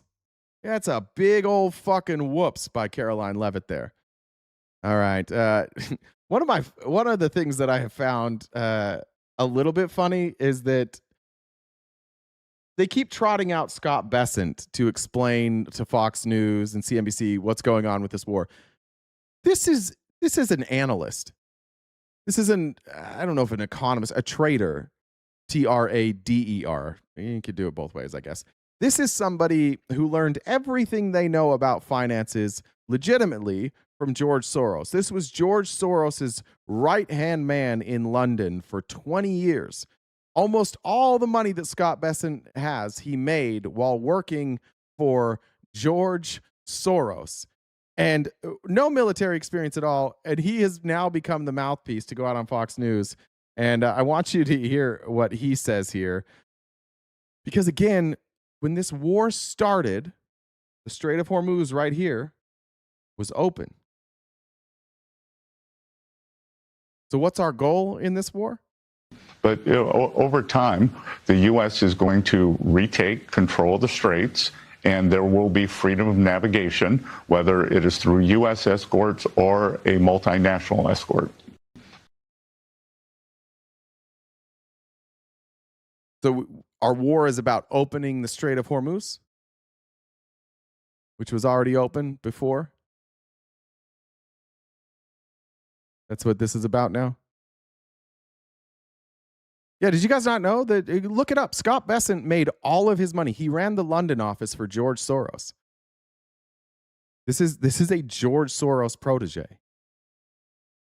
It's crazy that a lot of Trump people don't know that. There's where he learned everything. But yeah, now we're at a war to undo. It was open, then we started a war, so they closed it. So now we have to finish the war to open it. Jesus Christ.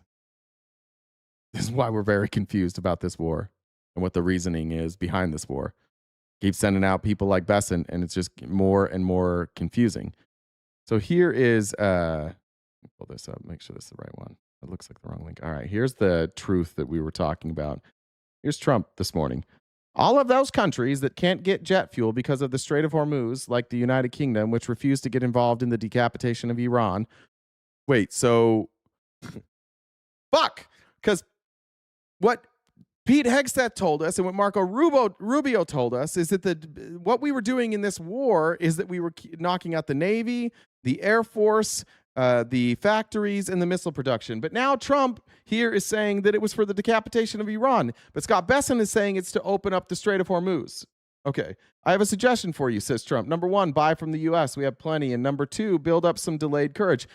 Cool. So instead of Trump keeping your prices low on oil by selling it only to America, America first, we could sell the oil to Americans first and we could keep prices lower. Rather than do that, Trump now is saying, let's start a bidding war, Europe. Why don't you buy all of your oil from us and let's drive that price up?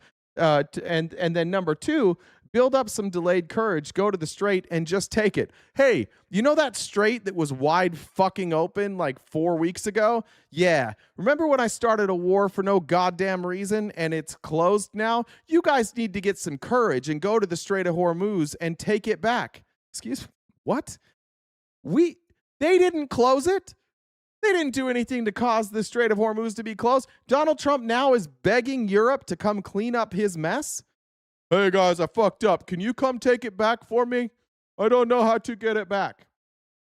The USA won't be there to help you anymore, just like you weren't there for us. Iran has been essentially decimated. The hard part is done. Get your own oil. They were getting their own oil, and then you fucked that up. And now they can't get oil, and you're like, well, you guys better fix it.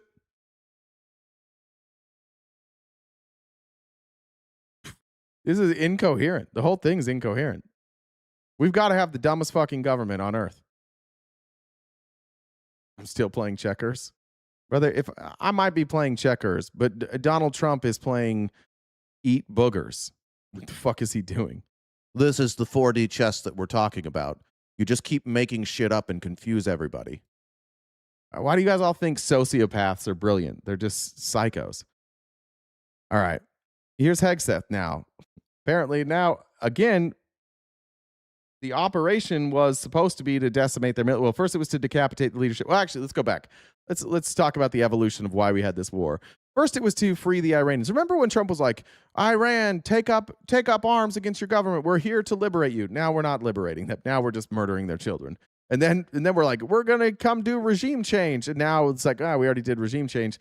And so now we're taking out their military and their manufacturing. It keeps shifting. What we're doing there. Thank you, Mr. Secretary. I know you slightly addressed this already, but just on the Strait of Hormuz, is opening the strait an essential objective to Operation Epic Fury? Or is that the job of those other I can tell you that it wasn't part of Operation Epic Fury, but it is now because it was open when we planned Operation Epic Fury. countries? And then secondly, without asking you to comment on things that you can't talk about, what is your message to Americans who love the president and strongly believe in him, but are very... I would ask you this, crap phone. You said you've forgotten about the yellow cake they've enriched at 90% purity, way above civilian needs. Show me the evidence that they have 90% enriched uranium. And even if they do, you got to show me a nuclear weapon. And then you've got to explain to me why Israel's allowed to have nukes, but they're not allowed to have nukes. And then you have to also go back and explain why we withdrew from the Iranian nuclear agreement, because during the Iranian nuclear agreement, their enrichment was 3.6%. So it sounds like no matter how far back in this argument you go, it's going to lead to Donald Trump fucked it up.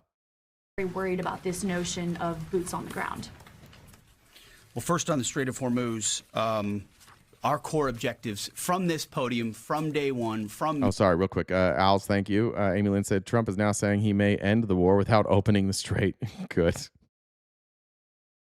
Trump's spiritual advisors urging followers to donate 10% of their income to Israel. Jesus, I missed that one. How did I miss that? It's just one big fucking grift. All right, sorry. Let me go back real quick. Believe in him, but are very worried about this notion of boots on the ground. Well, first on the Strait of Hormuz, our core objectives Thanks, Jamie. from this podium, from day one, from me, from the chairman, from the president, from the vice president, from Secretary Rubio and others have been clear. No, it has not been clear from day one. It has been very fucking unclear. Defense missile production and missile programs, so their entire missile program, defense industrial base and production ability to build, and Navy and power projection. So those have, and then of course wrapping it all is Iran's never going to have a nuclear weapon. So those have Why do you let him lie to you like this, MAGA? They didn't say any of that from day one. Not one of those things did they say from day one. Why do you let them just change the story 3 weeks later? We've been clear. This is what we've always said, except for they never fucking said that. They said that it was about liberating the Iranians and decapitating their leadership. Well, first it was liberating Iranians, not regime change. Then it was regime change. Then it was taking out their nuclear arsenal. Then it's these other things. This is bullshit, and you all fucking know it. very clear. Defeating the Navy is a core part of ensuring they can't project that kind of power.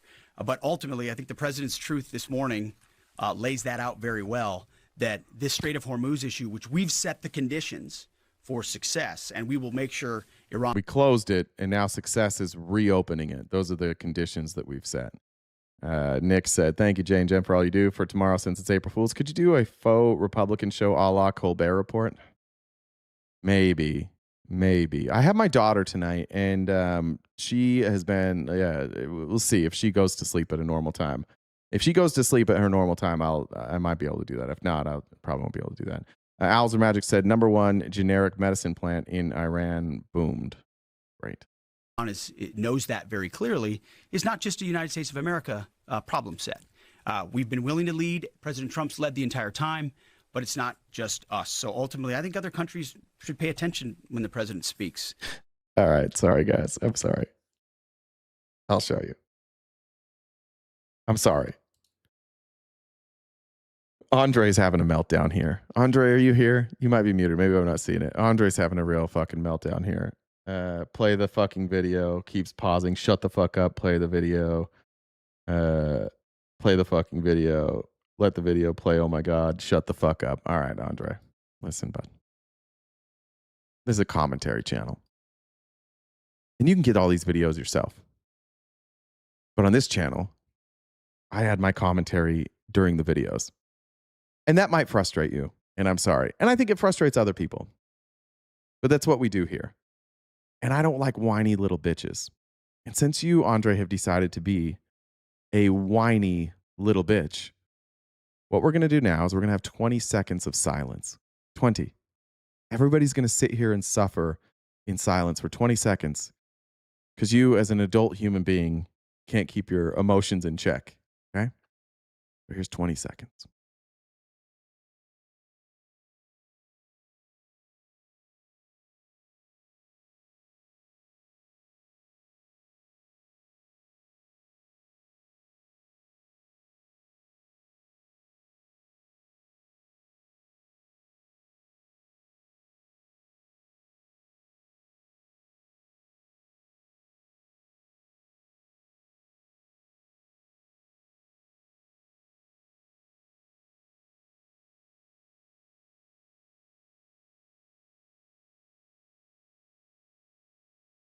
There you go. Thanks, Andre. Appreciate that. Rory said, bet the oil companies will have record profits. He's proven that when he speaks, he means something. Oh. And he's pointing out, you might want to start learning how to fight for yourself.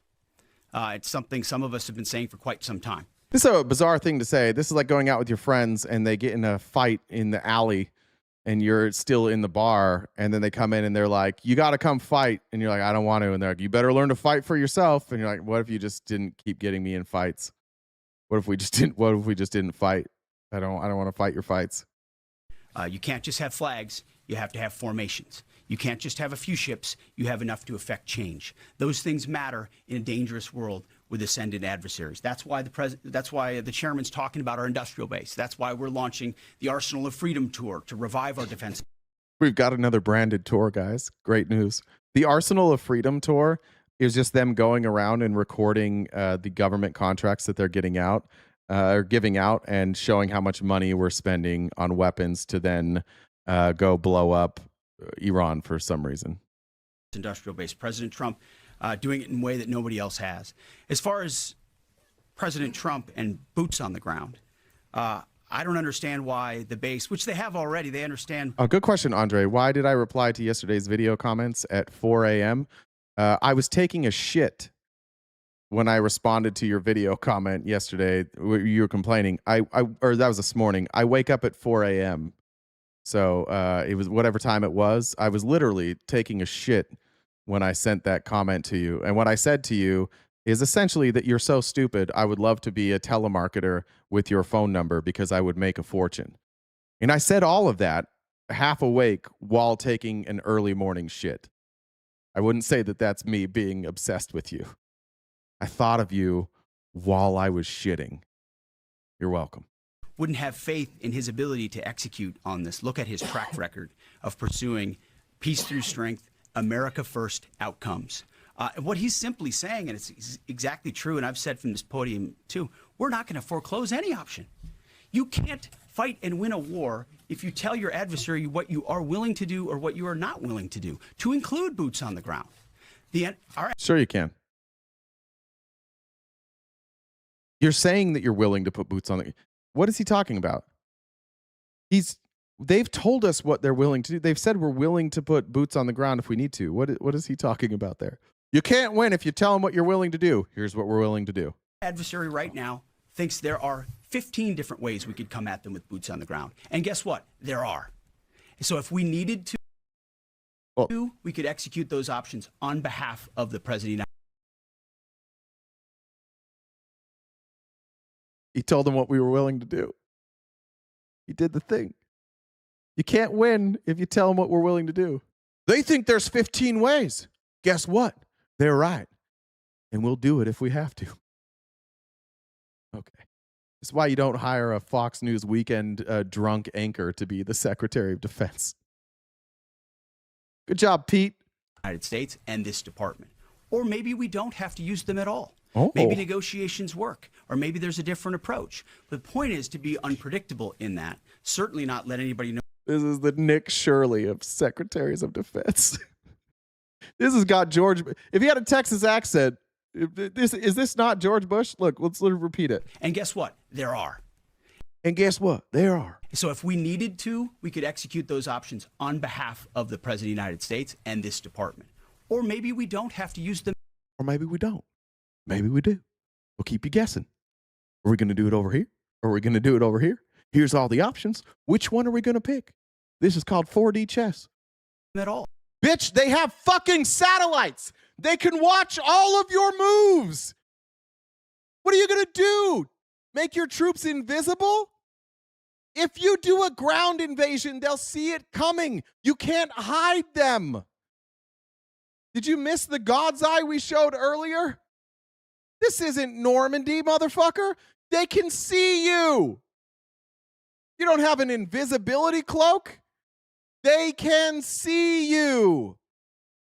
What is he talking about? You can't sneak a ground invasion in 2026. How is this the Secretary of Defense? We're going to sneak up on you. We're going to swim. We're going to wear camo. and we're going to do it when it's dark. You'll never see us coming. We taught our troops to tiptoe. What in the fuck is this guy? This is so embarrassing. Maybe negotiations work, or maybe there's a different approach. The point is to be unpredictable in that. Certainly not let anybody know what you're willing to do or not do. But if anybody has internalized the lessons of Iraq and Afghanistan as the first one, President Trump, to call them out for what they are, he's not going to repeat those lessons. And I think I've been very clear about that from the podium. You have been clear about absolutely goddamn nothing ever. Nobody has ever left a Pete Hegseth press conference and went, oh, that was clear. Yeah, no, I get it now. Now I know what we're talking about. All right. God bless alcohol, huh? Vessel said for Jen to make another joke at the end of the stream, hopefully. I think we can make that happen. And one more video, and then we're done anyways. I think... Which one is it? Where did it go?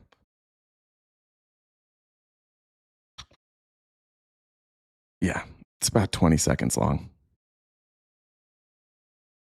The irony here. At the end of the day, this is one of those take a look in the mirror moments. I wish that Marco Rubio would take a look in the mirror. I wish this administration would take a look in the mirror. And MAGA, holy fucking shit, take a look in the mirror. This sentence should be the most powerful thing Marco Rubio ever says. And it should forever change our foreign policy. But unfortunately, a lot of times in America, we set standards for other people that we are unwilling to hold for ourselves. Because we love, oh my God, we love murder. We love war. We love blowing shit up. We love blowing up schools, hospitals, specifically Muslims. We love blowing up Muslims. We love seeing all of our pretty little weapons murdering people. But we'll leave the show on this. If we could just take our own advice just one time, this is the time. and at the end of the day, I think that if there are people in Iran who now, given everything that's happened, are willing to move in a different direction for their country, that would be great. Imagine in Iran that instead of spending their wealth, billions of dollars supporting terrorists or weapons, had spent that money helping the people of Iran, you'd have a much different country. So we are always hopeful that that would exist. Yeah. Imagine if we spent the trillions of dollars we've spent on blowing up Muslims in the Middle East, and instead we spent it on Americans. What do we say to all those disabled veterans that fought in wars for nothing? They thought they were. They went there. Shout out to all you who served. God bless you. I bet you went there thinking you were doing what's best for America. I bet you went there to fight for this country. I bet you knew that you were putting yourselves in harm's way, but you're like, you know what? I'm patriotic. I love my country. I'm going to fight for my country. It's a damn shame you weren't fighting for your country. It's a damn shame that you were fighting for oil companies and weapons manufacturers in Israel. It's a shame. I don't think it changes one bit what your intentions were. I don't think it changes your service one bit. I don't think it should change how people view your service one bit. But we look at the damage done, not only in our country, but in other countries, and the emergence of hostile groups against us. What if we just stopped fucking with the Middle East? And instead, why don't we do some education? Why don't we do some healthcare here? Why don't we do stuff to give people a easier standard of living? What if we invested that money into farmers and we subsidized food, and so all of us had healthier options at better prices? What if we did that? Nah, we gotta go blow up Muslims. It's super important that we blow up Muslims, right? How can Marco Rubio sit in front of a camera and chastise the people of Iran like, if your government really cared about you, they'd spend that money on you instead of weapons? Oh, we're $40 trillion in debt, right? That's us. We're going to add $1 trillion, like $2 billion a day now. Is that what it is? Yeah. What if we took our own advice for once?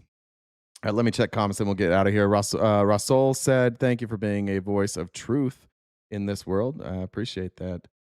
Didn't miss any there. Don't think I missed any there. Jen, did I miss anything? No, I think, but if anyone is new here and they haven't subscribed, please do so. And then, do you want my joke? I'm ready for it. All right. So I was really proud of my heritage until I found out my great-grandfather was from Transylvania. Now I can't even look in the mirror. Thank you. Bree, I see saying to play the song. I have to, you weren't around for this, but my YouTube channel got hacked because I'm an idiot. And then I lost access to my computer and I had to reset everything, including my Stream Deck. So it's not on my Stream Deck, so I can't play that song. But I need to add it again, and then I'll play it. To everybody else, we will see you tomorrow morning, bright and early, and every weekday morning, 9:30 a.m. to 1 Pacific Standard Time, right here on YouTube, Twitch. Jen, how long were you down for TikTok? I missed yours, Flanker? Oh, I did miss yours. The right being supposedly against foreign war. Hold on one second. Hold on one second. Hold on. Exactly what it is. The right being supposedly against foreign wars like Iraq and falling for the exact same tactics is why we call them stupid and gullible. Easy marks. Thank you. Okay, what'd you say, Jen? Was that flankers? What's that? You missed. Yeah, flankers. Okay, you're right. Okay, let me look and see when it comes back. The third is what it says, but it's looking to see what we can do. What did we get it for? Misinformation. Of course. It did say, "Can Jay just behave?" And no. I said, I sent him the Willy Wonka meme. Oh, really? Yeah, no shot. All right, everybody. We'll see you tomorrow morning, 9:30 a.m. to 1 Pacific Standard Time. Probably here, maybe on TikTok, but probably not here, wherever you're watching. Until I see you, take care of yourselves, take care of your friends and your families. Go outside and touch grass. If you can't touch grass, smoke grass. If you can't smoke grass, best of luck to each and every one of you. Drink lots of water, say nice things about yourself, stay cute and cool, and have a great summer.